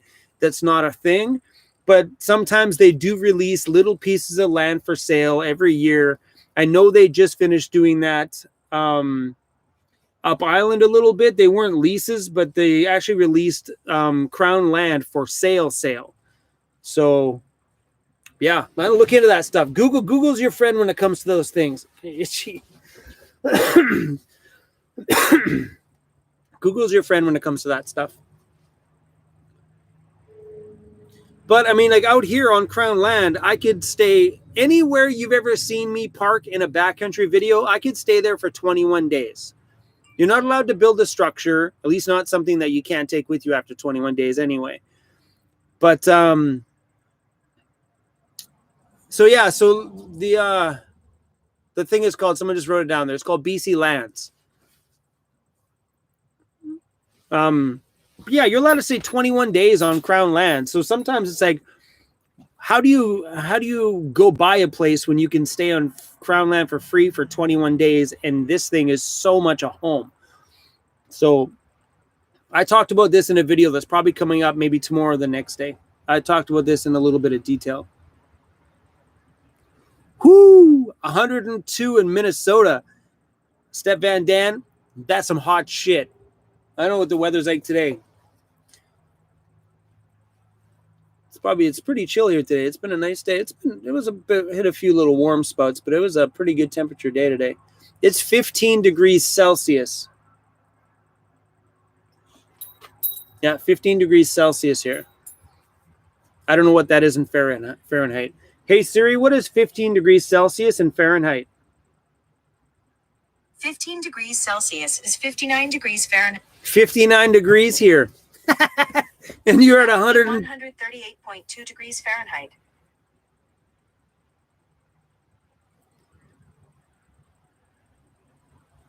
Wrong one. So yeah, so it's 59 degrees Fahrenheit here. Woo! 11 degrees in Calgary. That's a good temperature. Yeah, here in BC, this is probably a normal day like this time, like 15 to 20 degrees. We had a hot few days, though. Like the last couple of days have been like 29. There was 31 in some places. And I know up towards the Okanagan, it was like 33 and humid. But usually our weather here is actually pretty decent.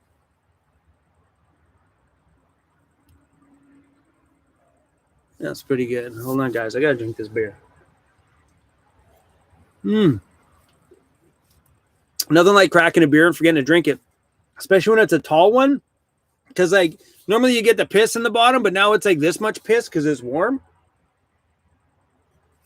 It's a pretty good beer, though.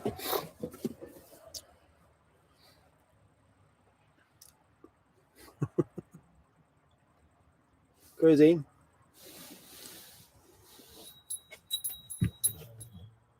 How you doing, buddy? You having a good day? Your nose looks a little dry still. We should put some stuff on your nose. What do you say? Put some stuff right there on your nose. What do you think? Want to do it? Watch this, guys. I'm going to open up the... So on the top of here, there's a compartment underneath that lid. Watch what happens when I open up this compartment. I'm just going to reach over here. Watch this. I'm just going to lift it. Usually he runs. Not crazy.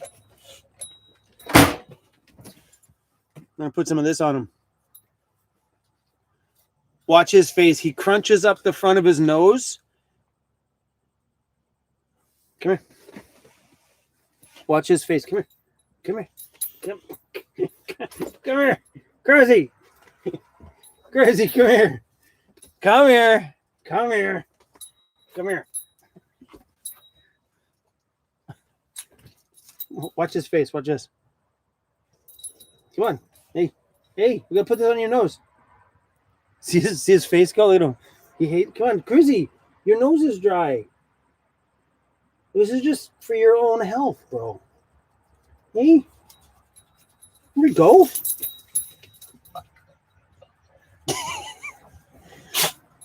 So the reason why we got to put this on Cruz's nose, this is just like a mixture of natural things. So in here is like olive oil, almond oil, coconut oil, beeswax, avocado oil, and a bunch of other natural things. It's a big thing for bulldogs to put it on their nose because most dogs, when they lick up, their tongue goes over top. To say this is a nose, the tongue comes out and goes over top of the nose, keeping the whole nose wet. Bulldog's tongues only come out this far, so the whole top side of the nose doesn't get any moisture from him. So we got to do this, but he don't like it. God, Dad, this sucks, Dad. This sucks. I'm sorry, buddy. That's why he hates when I open up this, because like the things to do his ears and all that stuff is all inside of there. He hates it. I'm sorry, bro. I love you to the moon and back, buddy. He's like, no, you don't. He's like, give me a treat. Hey, your nose looks better. You know what he's thinking? He's calling me an asshole now. Hey? He's so mad at me. Just the look on his face is like, he's so cute. I like him. He's my buddy. He's very mad at me. I love him to pieces. I don't know if I could do van life without an animal. It's so good to have companionship. And me and him laugh and we giggle. These scenarios that are happening on camera right now, we have these talks where I'm like, no. And he just like starts to whine with me. Like, come on, Dad, please give me a treat, Dad. I'm starving. No, Disco was not moody at all. Disco was very calm. It was weird. Like, he's the perfect dog for me right now because he's very expressive. He's stubborn. He doesn't listen to me all the time. He listens to me when he needs to, but for the most part, when it comes to treats or food, he's like, no, dude, give it to me now. But he's like been really good, but he's like a jerk. Like, I call him my little asshole. He is. He's just a dick sometimes. You're a dick, Cruz. But no, Disco, my last bulldog, if you guys don't know, Disco, it says Disco Forever on my hand. He was very calm and mellow. All he cared about was just lying out in the sunshine. That's all he cared. He didn't care about anything. He wants a fish treat. That's probably a good idea. Cruzy, want some dead fish? Let me get you some dead fish. Where's the dead fish, Cruzy? Where do you put the dead fish, buddy? Where's he? Where's the dead fish? There we go. I got the dead fish, buddy. What do you say? Will this make things better? Will you sit? Sit, and I'll give you one.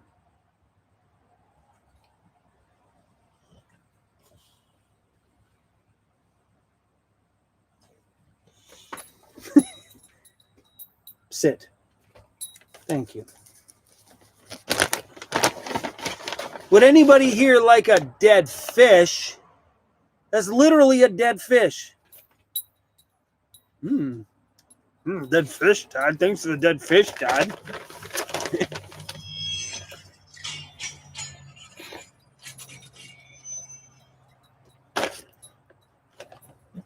This one's a little, looks like it's had better days. I don't care. I'll eat that one too, Dad. This bag smells like it's horrible. That's a big one. Look how big this fish is. Is this gross? You guys find that disgusting? Look at the dead fish. Chris like, I'll get it. I'll get it. They don't have to stare at it. Let me eat it. Oh my gosh. Yeah, the dead fish are disgusting. Like the first time I opened up the bag, I'm like, oh, they're so gross. But he absolutely loves them. What's my daughter think about van life? She's okay with it. She has no problems with it. If you think of it though, I mean, like I don't think she cares about me living in a van. I know at the beginning, anytime any kid goes through change, they have a hard time accepting change, so they don't like it. So at the beginning, she was like, "You're gonna do what?" She didn't understand it. And then when I did, she got used to it real quick, like anything else. Anytime there's a bit of a change, you kind of like it's normal after a couple of months. But I think for her, it's like her dad's a YouTuber. I make YouTube videos for a living. That's what I do for a line of work. So for a kid growing up, it is, it's you're doing something different. But I don't know. I mean, will she get into van life? Possibly. I'd be stoked if she did. That'd be super rad. I'd support 100% of that. I'm also not like a parent that's there all the time. You know, her mom's the parent. I'm just the fun dad. You know what I mean? I'm the guy that we just go do fun things together. Her mom is the parent. And I know that. You know, wasn't around. I was, you know, just the DJ dude. I was the douchebag DJ. I wasn't around for that kind of stuff. So she's the parent. Her mom's the parent. But of course, I would emotionally support her if she wanted to do something like that. But I don't have, you know, by the time she lives in a van, she'd be old enough to make her own decisions. But she's a good kid.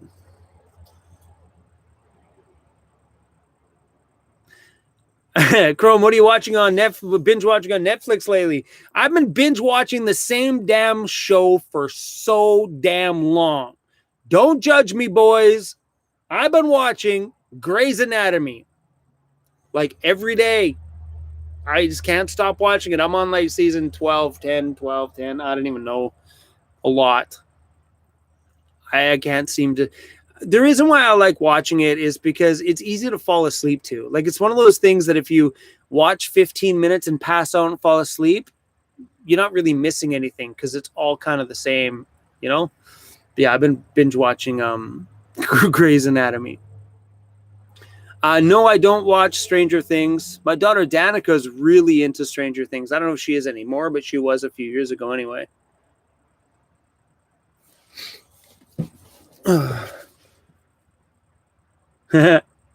Thank you, Tracy, for catching that. I'm going to block that one. Peace out, dude. Bye, Snow Wolf. I love that. Someone makes somewhat of a douchey comment. I just block them. I don't need you in my community. See you later. Bye, Snow Wolf.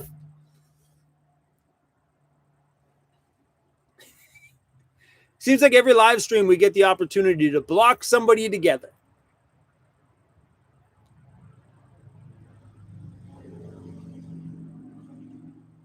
Annie, okay, we're getting some personal questions here. I'm okay with answering some of these. Why do you have a relationship with your daughter but not your sons? So I have 2 daughters and 2 sons. My daughter, I have a daughter that has 2 kids of her own, and she's been with the same boyfriend since high school. They live in another province here in Canada. Her name is Alicia, and absolutely a beautiful kid. Her and I chat every once in a while. I met her once when she was just a little baby, like 6 months old. One day, one time. And then they vanished and they took off. I don't know where they went. So I met my daughter when I first moved into my van for the first time. She was 21 years old when I met her, or 20, something like 21 when I met her. For the very first time, legitimately met her. Because when I met her when she was 6 months, I don't remember that day. I remember me and her mom slept together that day. That's all I remember. I was a douchebag DJ guy back then. When I met her, I slept with her mom, and her mom got pregnant again, and we had Adam. Literally, true story. And I've shared this story before on YouTube. It's not new news. So Alicia was my very first daughter. She's beautiful. And we don't talk very often. We don't really know each other. We chat once in a while. Like every once in a while, we'll send an occasional message. And she has a brother named Adam, which is mine. Never met Adam. I met Adam once when I first moved into my van. That was my first trip when I didn't have a job, as I went right across Canada there. I didn't know across Canada, to across the province. I met my son, Adam. I met my daughter, Alicia. And I've messaged Adam a few times, and he's just hasn't replied. So I don't know what his opinions are, but I met my son. It is what it is. But I wasn't around at that time. There were like one night stand situations, and it just kind of happened. Do I feel like a piece of shit about it? Absolutely not. It happened. It's there. My daughter, Alicia, it's not a bad thing. Me and Adam, we didn't have any bad connections. It is what it is. We have each other's Facebook, and we message each other every once in a while. I do have another son, which doesn't talk to me. He asked me why a situation with his mom, and I was blunt honest with him about my situation with his mom, and he hates me for it. So be it. It is what it is. But he's also grown too. He's probably 20. So my daughter Alicia is probably 25 now, 24.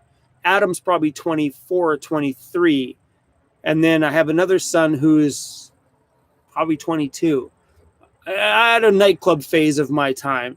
And then my daughter Danica is the one that I see, is because she's local here. So she was also the last one, which means she was the one where I was a little older and a little smarter. So I've been around a little bit with her. There you go. For those of you that are new that didn't know, that's the story. But I don't feel bad for any of these things. And, I'm there for the kids. And honestly, if I was there when Alicia was born, she would hate my guts today. If I was there with Adam when he was born, he would hate me today. I was a dick back then. I was a complete 100% douchebag DJ. That's it. Self-centered, arrogant club DJ that only thought of himself, that all I wanted to do was party, rock clubs, drink, and girls. That was my life. 100% DJ Chrome from front to back, top to bottom. My entire world was about music, clubs, and girls, period. And booze. So yeah, I mean, those kids, they're beautiful kids, and they did an amazing job raising themselves. So sorry if Alicia's mom watches this, I highly doubt it, but her mom was really shitty with the kids, I guess, from what I understand. And there's not a big connection between them and the mom either. So the kids grew up like I did. Like my life was whatever when I was a kid. It was me. I had to learn everything my own. Dad, I don't know where he is. Whatever, who cares? I didn't need him. Did you hear him? Chrissy just farted. We heard that, bro. Did I give you too many treats? He just farted. So yeah, when I grew up as a kid, I grew up the same way. I was a lonesome kid, spent a lot of time alone in my bedroom, doing my own thing, being a solo person as a kid, learning life on my own. I had an uncle that was a bit of a dad role when I was a kid, took me hunting and fishing and stuff. But for the most part, hold on, I got to fart. Thank God you got a mute button on here. There you go, buddy. Hey, tradesies. Two boys in a van, never good.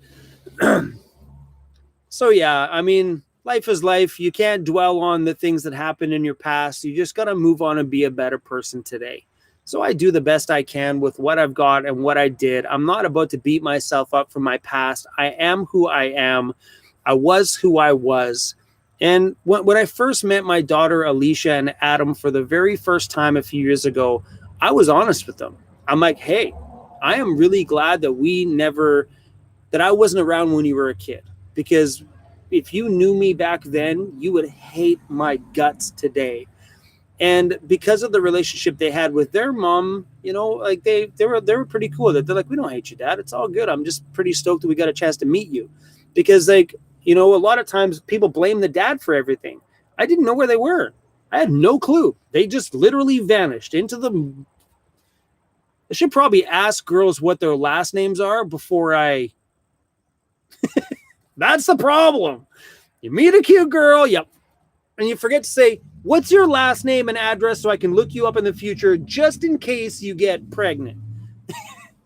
We just don't do that. You don't meet somebody on Tinder and then get all their information just in case. They just vanish off into the dust somewhere. And that's what happened with them. I had no idea how to get a hold of them.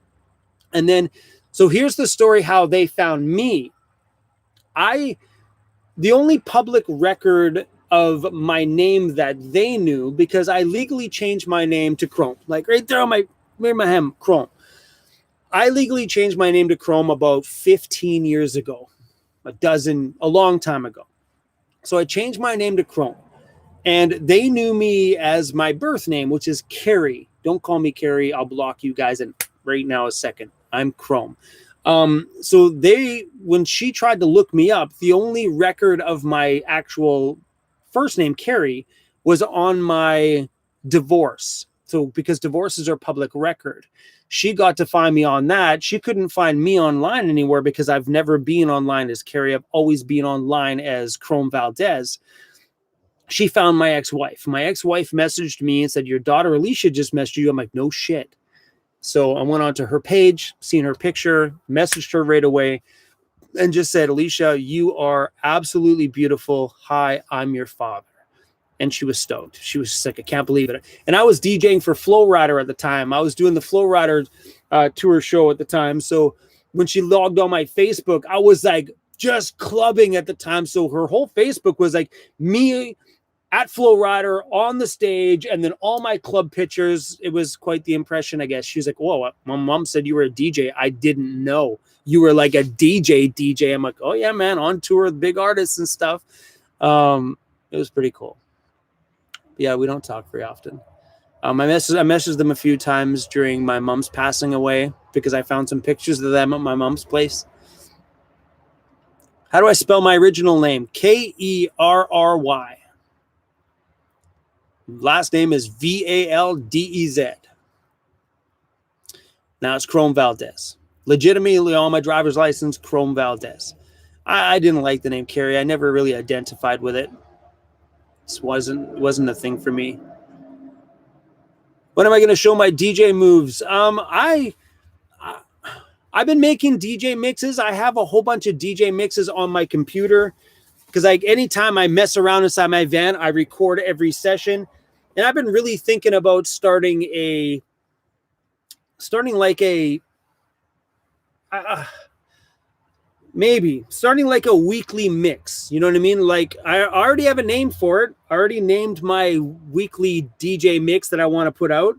But I've been thinking about putting out like a little weekly mini radio show, like a 1 hour long where I voice it and talk on it. Cause I miss that stuff. Like, I used to run a radio show for 2 years. So I really miss that whole talking on radio, talking about artists and talking about what's coming up and stuff. I thought about doing one for the nomads, you know, doing like a weekly show where some days I just play what I want to play. And some days I maybe play to the audience a little bit, depending on what they want.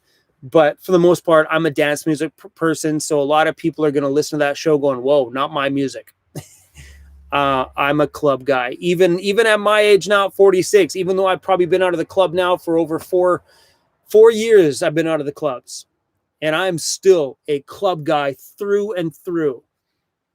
Would I go back? If the right gig appeared, if that booking agent that booked me for all those international artist shows and tours, if she hit me with the right one, I'd go back on tour for sure. Even if there were just a couple local tour shows, I'm down for that as well.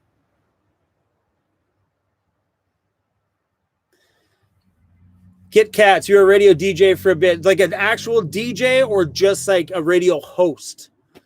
Yeah, because I produced my own show. I had an entire 3-hour long mix show that I used to produce on my own, and then it was syndicated and sold to radio stations throughout Canada. It went on for 104 episodes, so 2 years, once a week. Kind of like rave, absolutely, hands down, 100%. I'm an electronic music fan through and through, man. It's my world. Like constantly, that's all I listen to is dance music.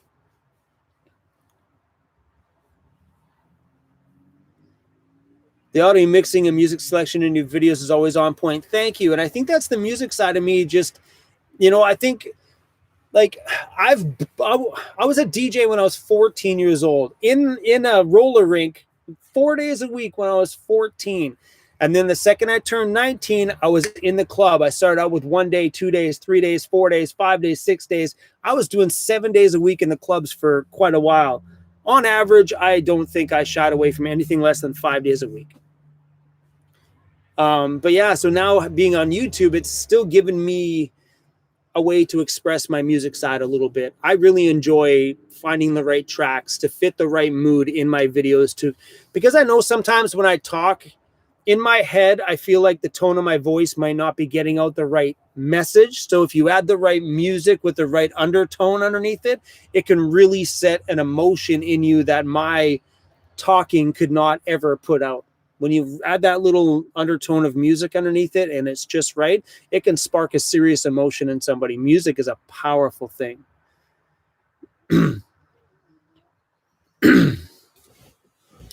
What type of dance music? It's really hard to say. I'm trying to think of my music choices now. when I was in the club, I obviously played tons of top 40 because you don't get so many gigs if you don't play to the crowd. So I played lots of top 40, but tons of like electro remixes. I was all about those electro bangers when I was in the bar. But outside of the club stuff, I'm really big on, I'm a trance music fan. Vocal trance is just, it wins my heart every damn time. But back then I was like that's now. But back then I was a big progressive house fan, electro house fan. 80s, you're guessing? 80s?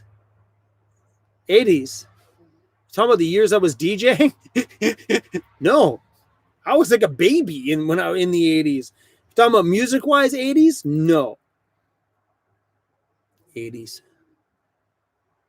I was a baby. I was born in 1974, so 1980s I was probably like 5 years old, 10.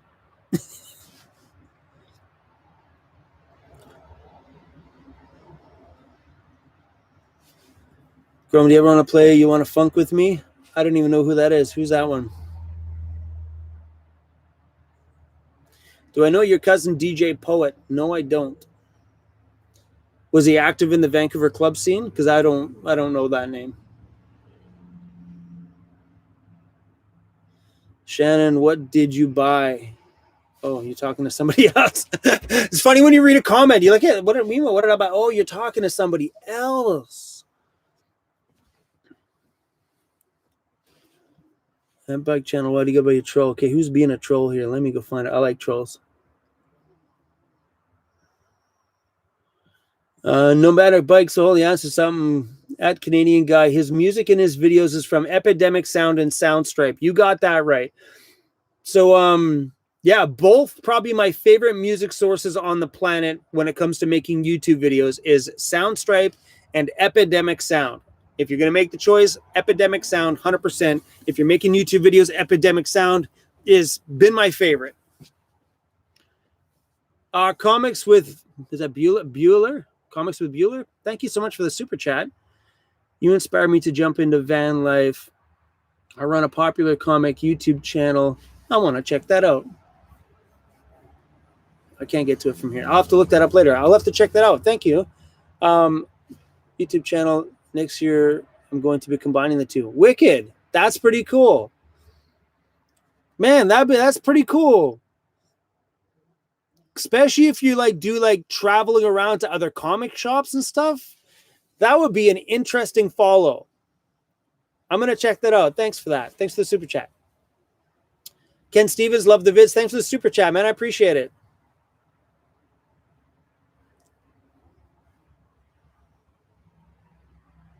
Matt Barrow, you're probably the youngest person who watches me. You're 17. No, you're not. I know I've met a few younger people. I met a kid in Victoria the other day. He was 14 years old. I think he was 14. Just a cool kid. He asked me a bazillion questions. I met his mom. His mom's like, dude, this guy watches you all the time. So I went online and ordered him some of my merchandise and stuff like that so he could have some shirts to wear. He was 14. He was a cool kid.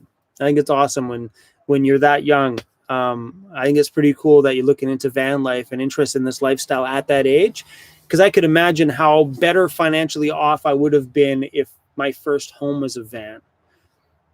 Unbelievable. So freaking cool.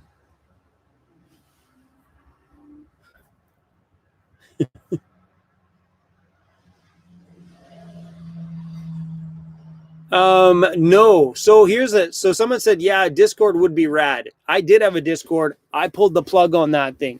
Discord is a fast way to let people just talk shit. Period. And it's anytime you get a community that loves to chat all the time, it gets out of hand very fast. So I left it up to somebody to help me out, but there's no way one person can keep that section clean. I try to keep my channel and my comment section on my channel super positive and super clean because I want people to come here and get nothing but positivity. I want people to be uplifted to do something. That includes my comment section. So I pay my assistant and I spend a little bit of time in there trying to keep my comment section clean, keeping the douchebags, kick them out. So having a Discord people end up just talking shit. They were fighting with each other, and people like, oh, yeah, well, you think all the time. I'm like, stop it. This isn't like the freaking kids play ball, like the sandbox where you can just kick dirt and sand at each other. Stop being kids. So I shut her down. And I know some channels don't really care about the fighting and stuff. I do, because if I have a Discord with my name on it, then what happens is that becomes a representation of my brand, which is, me. And so I ended up pulling it. It stresses me out. Like, I find when things get out of hand like that, I get stressed because I don't want that stuff to start. You know what I mean? Like, I don't want you guys to pop in there someday and some guys being a douche. I'm like, I want to be the guy that just kicks him the hell out. Because I treat my comment section here like my house. If you're going to come into my house and talk shit to my friends in my house, I'm kicking your ass out. You're lucky you don't do that at a gathering. I'd be kicking your ass. Straight up.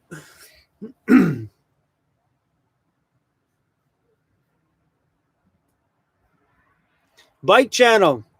Like your comment. Bike channel just told me to eat a dink.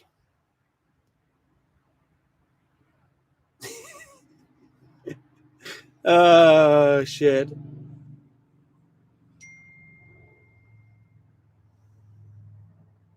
Hold on a second here. I was just trying to block this guy. Bike channel, just do something better with your life, man. Seriously, do something better with your life. Because telling me to do that is, come on. It's not, give me something better than that. That was weak, Mr. Bike Channel. That was weak. Lynn, just love your channel. Thank you so much for that, Lynn. I really appreciate it. Amy Jack, buy some Tims for you and Cruz. I really appreciate that, Amy. It means a lot. So any of my comment moderators that happen to block the messages from that channel bike guy, don't do it again. Let him be here. Let him say something so I can block him.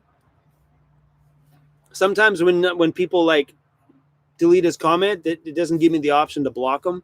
So I didn't get the chance to. So, yeah, little guy, say something. Bring it on, buddy. Bring it on. Off-Grid Van Life, what's up? Thank you so much for that.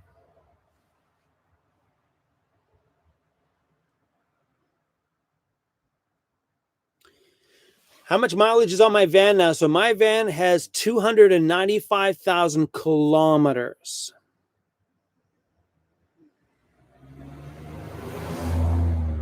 Off-Grid Van Life. This is funny though. I ended up changing my mind on it, but I was going to start an information channel and I was going to call it Off-Grid Van Life. I have a really cool logo. You can buy it from me if you want. I have a cool logo for Off-Grid Van Life. I got one done. It's actually on a few shirts. I did them a long time ago, and then I never ended up starting the channel. It's not, I mean, I should, the channel's there. It's just got nothing on it, but I was originally going to call it that. And then I changed my mind. Just really wasn't suiting for an information channel. So, it's pretty cool though. I love that name. It's great. I'm waiting for this kid to comment again. I don't see nothing. I love trolls. Trolls are so much fun.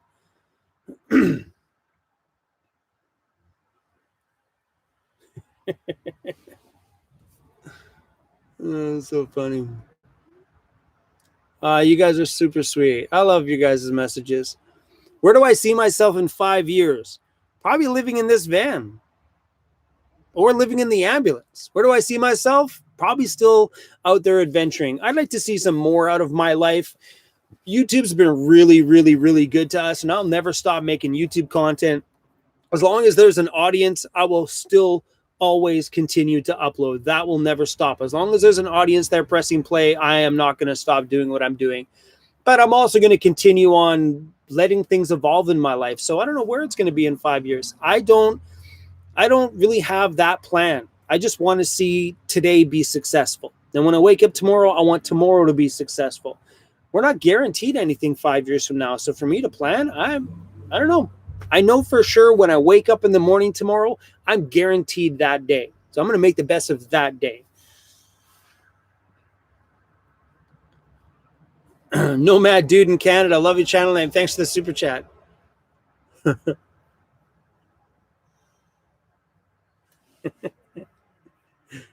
I love it. I'm just reading people talking about the trolls. Totally funny. Oh, they're all cowards. A frustrated trucker. He's like, he's a coward, Chrome. They're all coward. All those people that talk shit. I get amusement by them, and I also feel bad for them. So I understand it. It's all good. Hey, nobody has ever on YouTube said anything to me that's ever hurt, because I've heard it all already. Like, what are you gonna do? Like, I just feel bad for them. Poor people. I'm like, are you okay? Are you okay? Do you need a hug?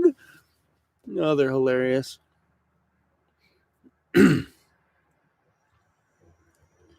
What's my favorite donut to eat? Believe it or not, it's just a good old classic sugar donut or a cinnamon sugar donut. Like sugar donut meaning like just a donut that's dipped in like sugar. So sugar's all over the outside of it, or cinnamon sugar. Either one of those two, I like just the good old classic donut. It's good for me. And that's usually my go-to if I go somewhere. It's just a classic sugar donut. I love biting into it and just like sugar's all over your shirt. So good. I gotta pee.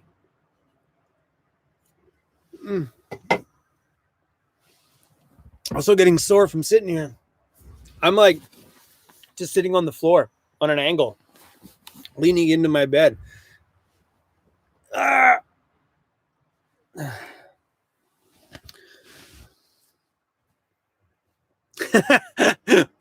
Ryan Carroll, that was hilarious. Good one.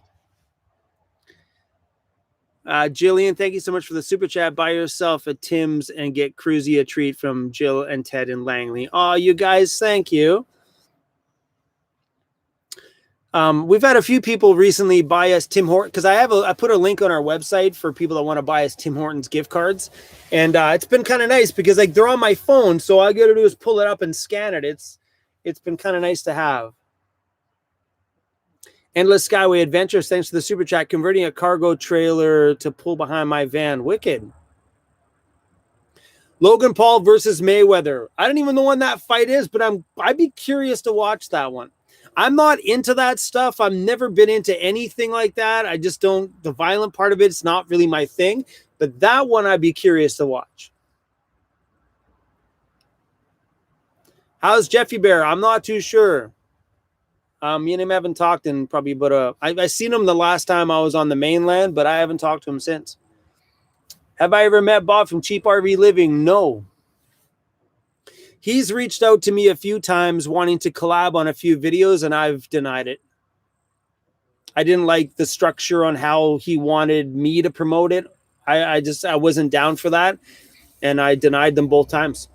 So because they did the RTR seminars online this year, they asked me to do one. And then just because, I just said no. And then they wanted to do an interview with me and wanted me to film a little van tour of my van and then do an interview with me on their channel. I denied them as well, too. First I said yes. And then they sent me through what they wanted from me. I'm like, oh, heck no. So, yeah, they probably won't reach out to me again.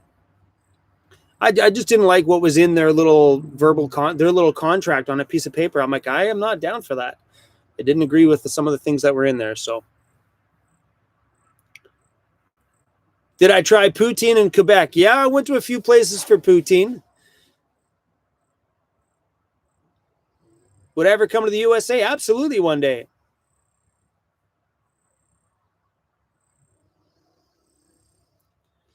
One day I will, for sure. Jonathan, thanks for the super chat. A little Chicago love. Wicked. I love the word Chicago. I was a massive Chicago house fan for the longest time, man. Like, and even now, like the good old classic Chicago house of like the early, like the 80s, the 90s. Oh my gosh, dude. Just take your freaking heart on a journey. Like, it's so beautiful. So, Jonathan, if you're not into house music, yeah, look up Chicago house, like old school, good old classic house. Beautiful. But they call it Chicago house because it originated in the clubs and the warehouses in Chicago way back in the day. Beautiful stuff. I see you in the ambulance and Danica in the van. Maybe. That's possible. Danica's got 2 more years before she even gets her license. So maybe.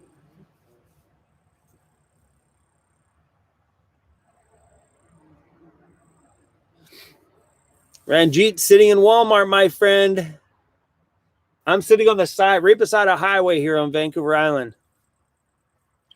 Do I watch other van lifers? No. I check in on them, though. So there's not a lot of them I check in on. So there's a ton of van life channels out there that I don't even know.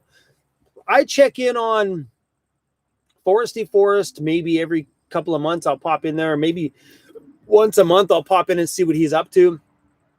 I don't even know. I'll pop into Eamon and Beck, Trenton Alley, Nomadic Movement, Hannah, Mav, and that's really about it. There might be a few more, but yeah, I pop in there and check and see how they're doing. You know what I mean? I don't know. It's just a thing. But I don't like watching other van life channels. I like it that my channel stays authentic and real, and I talk about me and what I'm doing and what's happening in my life instead of being influenced by what other YouTubers are talking about in the same niche that I have. You know what I mean? So yeah, I check in them because I'm curious on what everybody's been up to and doing, but making sure they're all still alive. But other than that, it's all good. Trip, thank you so much for that, man. Bruising Dead Fish. Appreciate that. Mike Hill, thank you. Love the channel and content. Mike and Tracy from Comox Valley. Dude, I love this island. This island is the best place on the planet. Absolutely. Thank you for that, Mike. I appreciate it.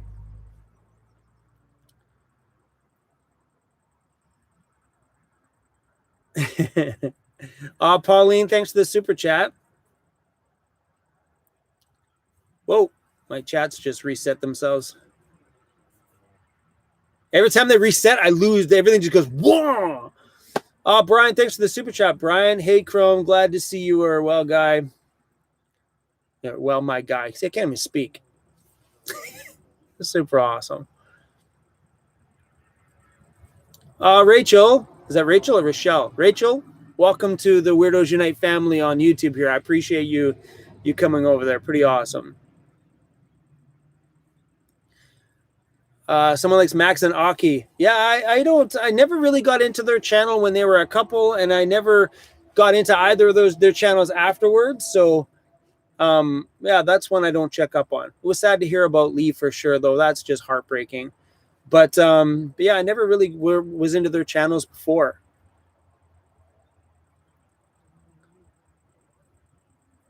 I think I missed something. Someone says, thanks, Patty. What a douche. Did I miss a block comment? Stephanie, what did I miss? Come and read that one. Oh my. So Stephanie says, this is a block comment. I'm going to read this. You always talk about my life, blah, blah, acting tough all the time. Let's talk about your son you abandoned and not being. I did talk about that. You're not a man. Stephanie, I love block comments. Stephanie, thanks for your advice. But you can stop babbling from your mom's basement, Stephanie. Is Stephanie? Yeah. Bye-bye, Stephanie. See you later. I love people. Sorry. One of my moderators, thank you for catching that, by the way. One of my moderators like hides the comment, and I had to go find that. That was funny. I love that stuff. When people get on here and start talking smack and thinking that I'm hiding things and, oh, you do this. I just finished rambling on for about a half an hour, maybe 15 minutes about my kids, my story, my past. I don't hide shit. I am real, and I've said this a bazillion times on my channel. Love me or leave me. I'm not here to impress you. I'm not here to make content for you. I'm sure I make content if you guys want to know stuff about my van life, but I make content for me, talking about me and my life. And this channel is about my life. And if you don't like me talking about my life, there's the unsubscribe button and there's the door. Get the Like I told you guys before, this is our house. We have a great crew of people on here, and if you don't want to be here, none of my posse on YouTube wants you here either. You either be here and participate and be a part of our crew and hang out and be friendly, or just get the that's my thing. I'm ruthless that way, guys, and I've always been honest with you. I'm honest about from the financial side to straight up my past. I have nothing to hide, because I find if I had something to hide, then I'm not being real with you. And I've been that person in my life. I'm not here. I don't need your approval. I don't need people to like pat me on the back every day. I get up and I be myself, and I think being real helps people. Too many people are fake to other people that sometimes you just need some realness in your life. It is what it is. That's why I talk about my emotions a lot in my channel. And people hate that too. I see those messages all the time. Oh, I hate it when you all talk about your emotions. Well, somebody has to. You got that right, Tracy. Susan, thank you. Chrome for the Ambo build. Thanks for the super chat. I really appreciate that. Glad you like the oven. Those muffins turned out great. I love that oven. The only problem with that oven, those little Coleman ovens, is they make you fat. I haven't learned how to pull that oven out and make something healthy. Every time I think about that oven, it involves cookies, muffins, biscuits, cinnamon buns, something that my inner fat kid's like, yo, inner fat kid's like knocking on my chest. Yo, open up that back drawer. Look what's in the back drawer. I pull it out. I'm like, ooh, there's an oven in there. My inner fat kid's like, yes, there is. You know what to do with it, right? And it always gets me fat every time. Bake water, that's healthy. Put water in that oven, that'd be funny. Okay, guys, I have to pee. Sorry, guys. You guys talk to Cruzy. I have to pee. With my bottle. Excuse me, guys. You guys can't see, right? Cruzy, you're supposed to talk to everybody, buddy. Cruzy, talk to everybody. Cruzy, wake up, buddy. Talk to them. I'm peeing.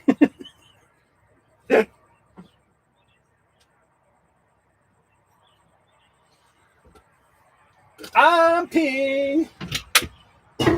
Welcome to van life, baby. That's what we do.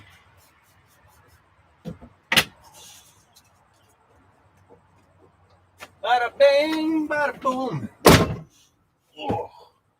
Getting into the van now that it's taller is harder.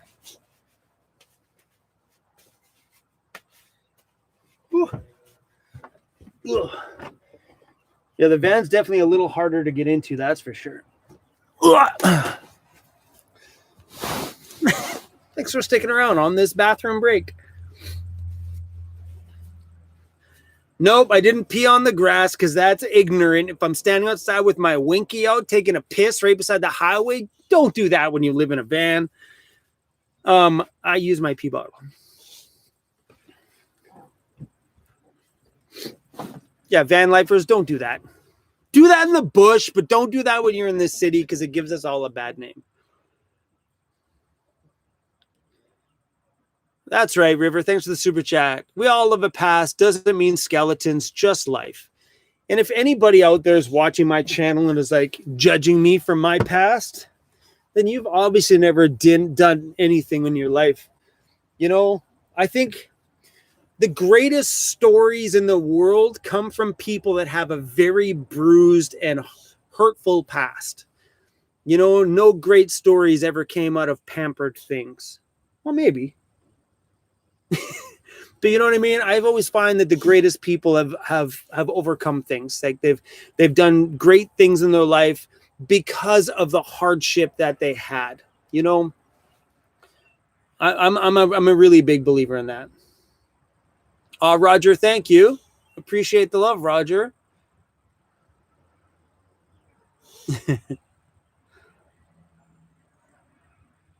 You feel like I missed something. I'm not sure. My live streams can be all over the place because there's so many people asking all sorts of different kinds of questions. The floor, Chrome. What about the floor? I think now I feel like I'm missing something. Yeah, the funny thing about YouTube is like I was picked on in high school a ton. I had no friends. Nobody liked me. I was the fat kid everybody beat up. It's always been like that. Nobody ever wanted to hang out. I was not a cool kid. Even when I was 14, I started DJing at a roller rink. Only the girls liked me. Everybody at school still hated me, but the roller rink was in a different town that I lived in, so it was a bit of a different thing over there. But YouTube's the same way. It's like high school sometimes. When you deal with comments or things people say, it's like being in high school all over again. You know what I mean? You read the comments, you're like, I feel like I'm back in high school sometimes. Yeah, you never get away from it. The only thing now, though, which is funny, and I remember back in high school, nobody ever looked me in the face and called me fatso. Never. They always called me fatso when they were behind my back. Hey, fatso, and they'd kick my heels. Or hey, fatso, or lard ass, and they'd flip the books out of my hand. Or they'd push me. They always did it behind my back. And it's the same thing here on YouTube. When they talk shit, I can't see them. It's just like talking behind my back. Nobody has had the balls to say anything to my face. And I think that applies to just about any bully. They're not one to look you right in the eye and do it. No guts. You got that right, Terry. Yeah, and then I got kicked out of school for fighting. I never graduated high school because of fighting. And sorry guys, my eyes got a itchiness in it. Yeah, I got booted out of high school for fighting, man. I spent so many years with my head down, getting picked on, bullied, and beat up, and I finally hit one year where I'm like, you know what? I'm done. I'm done listening to anybody. So in my second year of grade 9, so I failed a year of grade 9 because I didn't go to school very much because so many people were beating me up, and I'd literally just cry in the morning, and then mom would let me stay home. And then because anytime I went to school, I got bullied so bad. So I failed that year because I barely went. And then I went second year of grade 9 at a different school, and that was the year I'm like, anybody calls me fat, I'm kicking the shit out of them. And I did. So someone called me fat that year, and I beat the crap out of them. And then grade 10, I had a guy come up to me and call me fatso, and I guess I punched him so hard, and he ended up in the hospital. And yeah, they booted me out of school for good. They wouldn't let me back. Peace out, then. See you later. You got that right, Adam. Pain and suffering strengthens the soul. Damn right.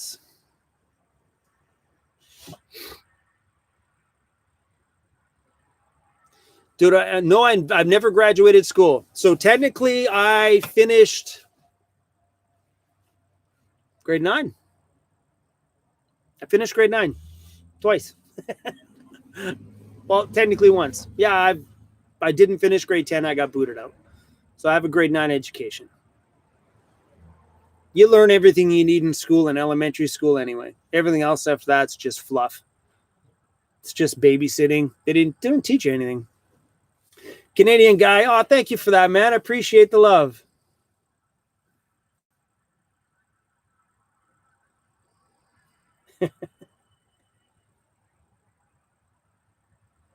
Free me RV, appreciate that. Have a drink on you. Thank you.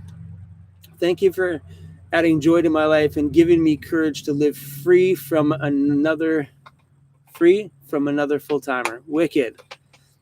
Yeah, being on the road is a beautiful thing, man. Sure, there's struggles out here, and living in a van's not always like amazing. You know, like that's why I like to upload videos so much on this channel, to show you guys everything, that not all days are awesome. Sometimes you just have a day where you're sitting somewhere weird, not doing a whole lot, just having a day. You know, I mean, it's not like they have bad days because they're emotionally bad. Just some days are just a day. You know, I would rather have a bad day living in a van than a good day living in a house. I'll tell you that hands down, because any bad day living in a van is always better than a good day in a house. And that is the truth. A good day living in a van is unattainable living in a house. My opinion. Yeah, man, it's a whole different world out here, especially if you put yourself in those moments, because those Instagram moments are there. You just got to put your van in that moment. A lot of people that go, Instagram's fake. Those things don't really happen. They do happen. All you got to do is be adventurous enough to go over there and find that. Sorry, guys, I'm playing with my cable here. You got to find that Instagram moment.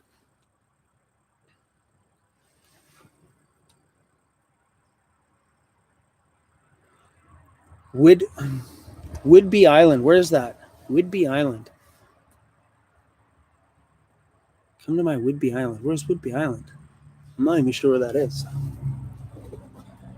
Chrome do voice acting. Nope, I have a business already called YouTube. I don't need work. I couldn't imagine doing work for somebody else right now. When I started my YouTube channel, entertaining the thought about doing, because I've done voice work in the past. It's like I've been in the music industry and the radio industry for chunks of my life. So I've done voice work before. In Washington State. Sweet.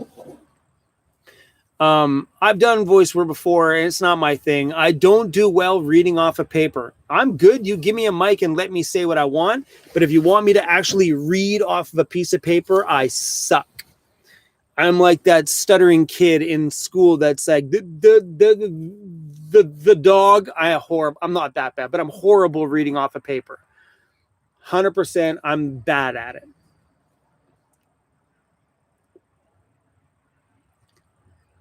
Have I thought about going to get my GED? For what?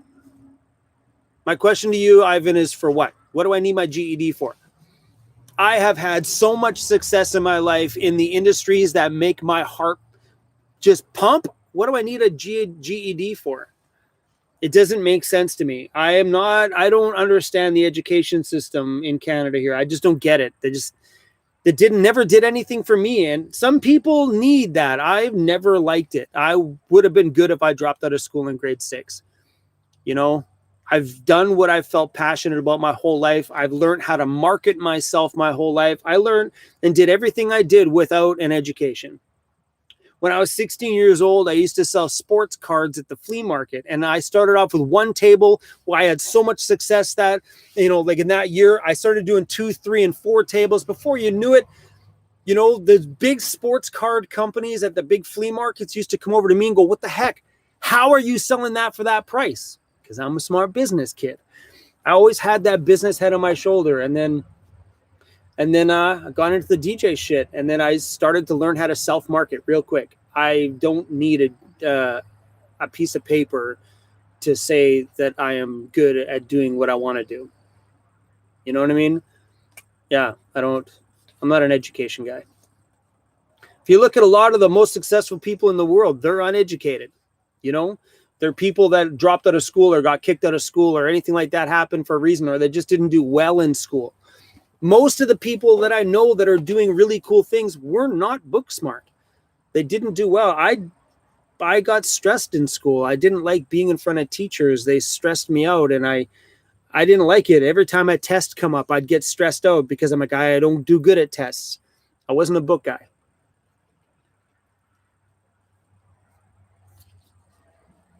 So like some industries require education, and I understand it. If you need that to get into the line of work that you want to do in the future, great. But school wasn't for me. See, there you go, Dolphin. You got that right. If school taught me how to do my taxes, how to invest my money, how to do all the things, how to start a business. School teaches you how to be an employee. You know what I mean? They 100% teach you how to be a good employee, but they don't teach you how to start a business, legitimately start a business, or what to do with your money when you make it.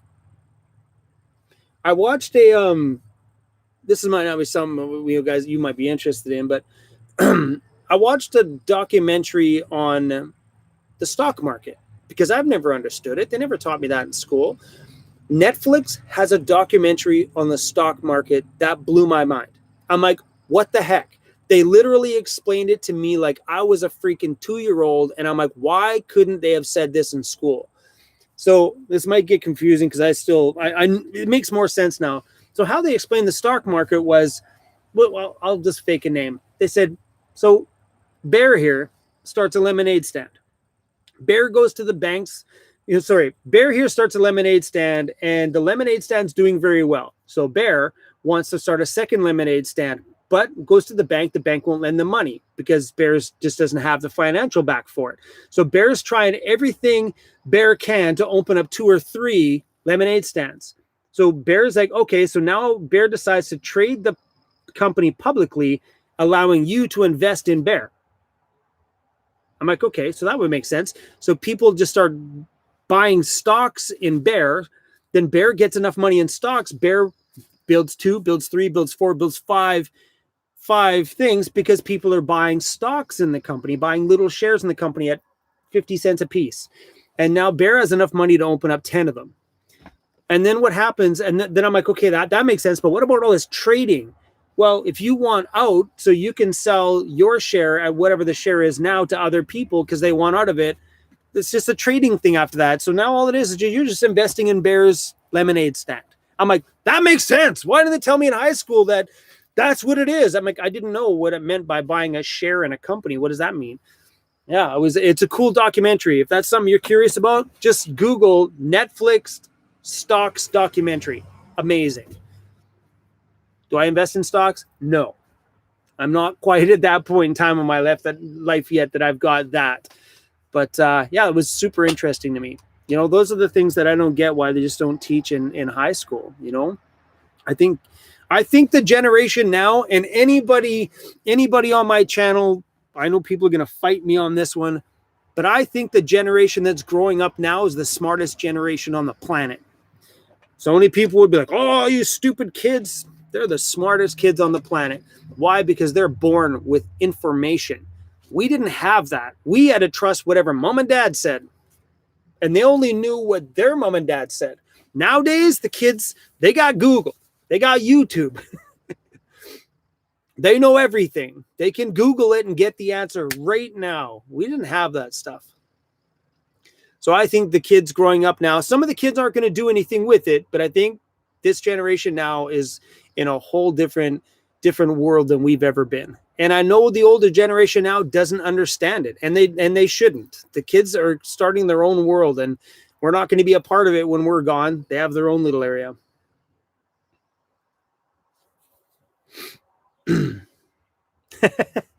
I got 4 free stocks. I'm up $23 from $22. Bro fist on making a buck. Yeah, that's pretty cool. But I honestly think this generation that's growing up now is the ones that are gonna like do some crazy stuff. This YouTube stuff. Look how many kids now that are making YouTube channels and building fortunes. It's insane.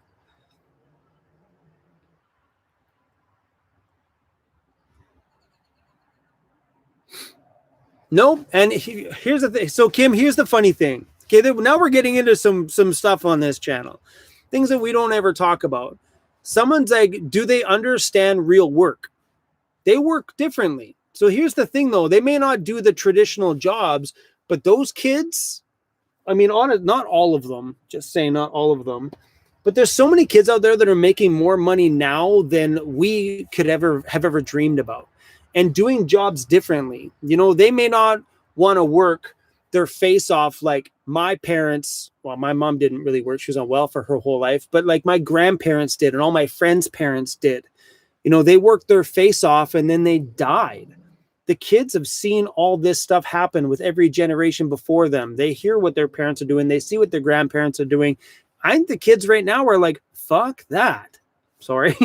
This is where I usually edit these out of my usual videos. But I think the kids now are like, I don't want that. And good for them. Good for them. I think it's amazing if kids want to just work 4 days a week and just enjoy their life. Heck yes. You know, I'm so many of my friends' parents that actually worked. I can't have that. My mom wasn't, she never worked. I never had that around when I was a kid. But most of my friends' parents grinded their face off, and when they retired, they died. You know, they didn't have a life. So these kids nowadays are pretty smart. Shannon's like, my mouth dropped when you said that. When you meet me in person, F-bombs are a regular part of my vocabulary. I try my hardest when I'm got my camera on me making YouTube videos to keep things as clean as I can. It is hard for me. I have a very big potty mouth. Sometimes I seriously believe dropping an F-bomb just really makes that sentence better. You know what I mean?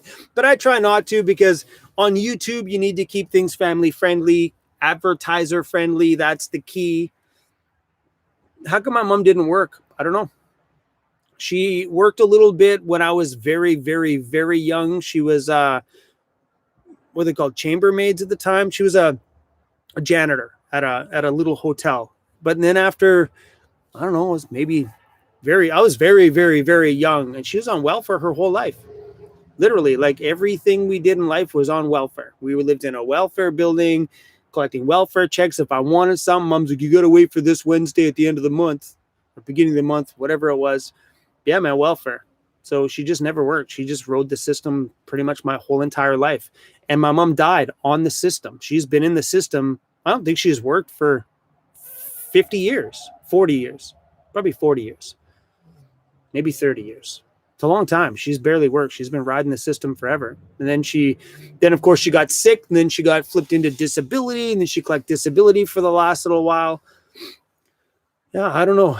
I have no idea. You know, that's how I was raised. I was raised on very low income. Like the kids around me had everything I had. I had to wait till Wednesday. You know what I mean? I don't regret it, man. I am super glad that I was born and raised the way I was. I am super thankful that I had the childhood that I had. And so many people kick and scream in their life about, oh, it sucked that I got raised that way. Embrace that. You know, my mom did what she could, and that was the extent of it. I didn't have a dad, but, you know, I am who I am because of that. So thank you, Mom, for raising me on welfare. I have a good understanding of money and the importance of it, and how hard it is to make it, and how valuable it is when you get it in your hand. I wouldn't have known that if I didn't watch my mom do nothing with her life. Do you know what I'm saying? You know, I mean, I hate to say that because she passed away recently, but that's what I seen when I was a young kid, just cigarette smoking and TV. That was what I witnessed as what life was. You know, that was my parental, you know. Anyway. How about Just Incredible? I don't watch his channel.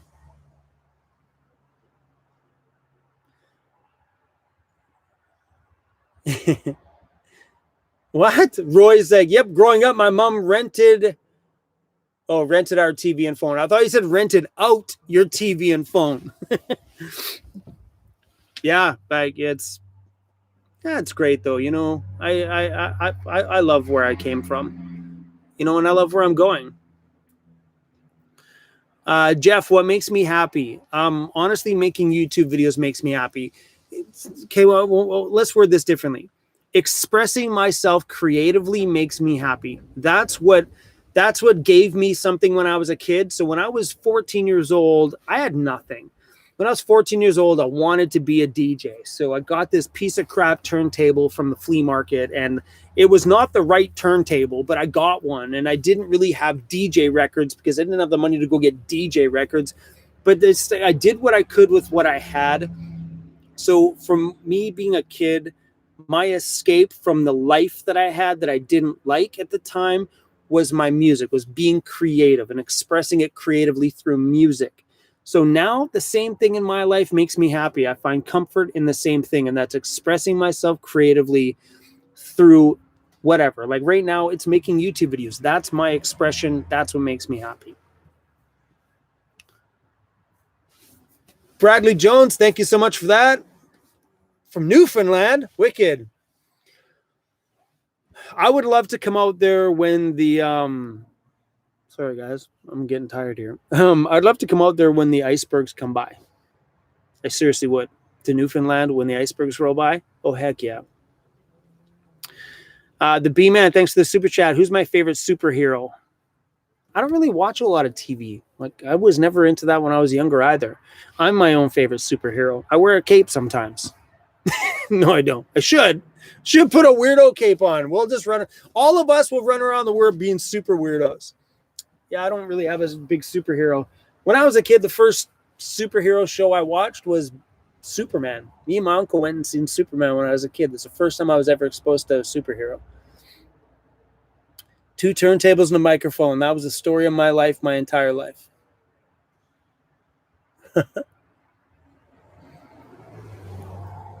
I love it, you guys. Mighty Mouse. That's a good superhero. Anyway, you guys, we've been on here for 2 hours and 40 minutes. My neck's getting sore from the angle we're on. Ugh. Cruzy's passed out, sleeping down there. Hey, bud, look at that big belly. Look at that big belly. He's like a sausage. Look at him. Cruzy, you're like a sausage. Hey, you're like a sausage. Anyway, you guys, thanks for watching today. I really enjoy doing live streams. I'm stoked that the laptop is doing so well with keeping us fairly connected with no glitchy problems. At least I don't see the glitchiness on here right now. But the last couple of ones have been really good, and it really makes me happy. But anyway, guys, thanks for watching. Sorry to everybody that I missed your questions and comments and stuff like that. But I really appreciate you guys. Seriously, like days like today, it's just nice to sit in the van and talk to people. Yeah, you guys have no idea how huge of a part of my life I think about you guys. Seriously, like when I'm out there in the bush, I'm not alone. I got all you guys. I think about you all the time. I'm like, okay, what can I share with my crew? What can I tell them today? What can I say that's on my mind today? It's always you guys. So thank you guys. And Donna, that's cute. Chrome is my superhero. You guys are great. Thanks for making me smile, everybody. Take care, and I'll see you guys pretty soon. Let's look at my computer and see what tomorrow's video is going to be. Tomorrow's video, we're in a little town called Port Alice. The next video I have tagged as not going to buy land. The video after that, so what's tomorrow? Today's what? Saturday? Tomorrow, 1, 2, so Saturday, Sunday, Monday. Tuesday's video is going to be pretty freaking epic. North Vancouver, I have it marked down as North Vancouver Island Epic. I just usually just do a little kind of like, I don't name the video when I throw the footage down. I kind of just name what the day was. But yeah, guys, so Saturday, Sunday, Monday, Tuesday's video should be really, really, really good. I'm not sure. I've recorded so much content, I forget what was in the next 2 days. The other one's called Port Alice World in My Hands. That's probably a backcountry video tomorrow. Port Alice? That was probably a backcountry. Anyway, guys, I'm going to go. The B-Man, thanks so much for dropping that last little super chat before I let you guys go. I love you guys, and see you guys soon. Okay? Peace out!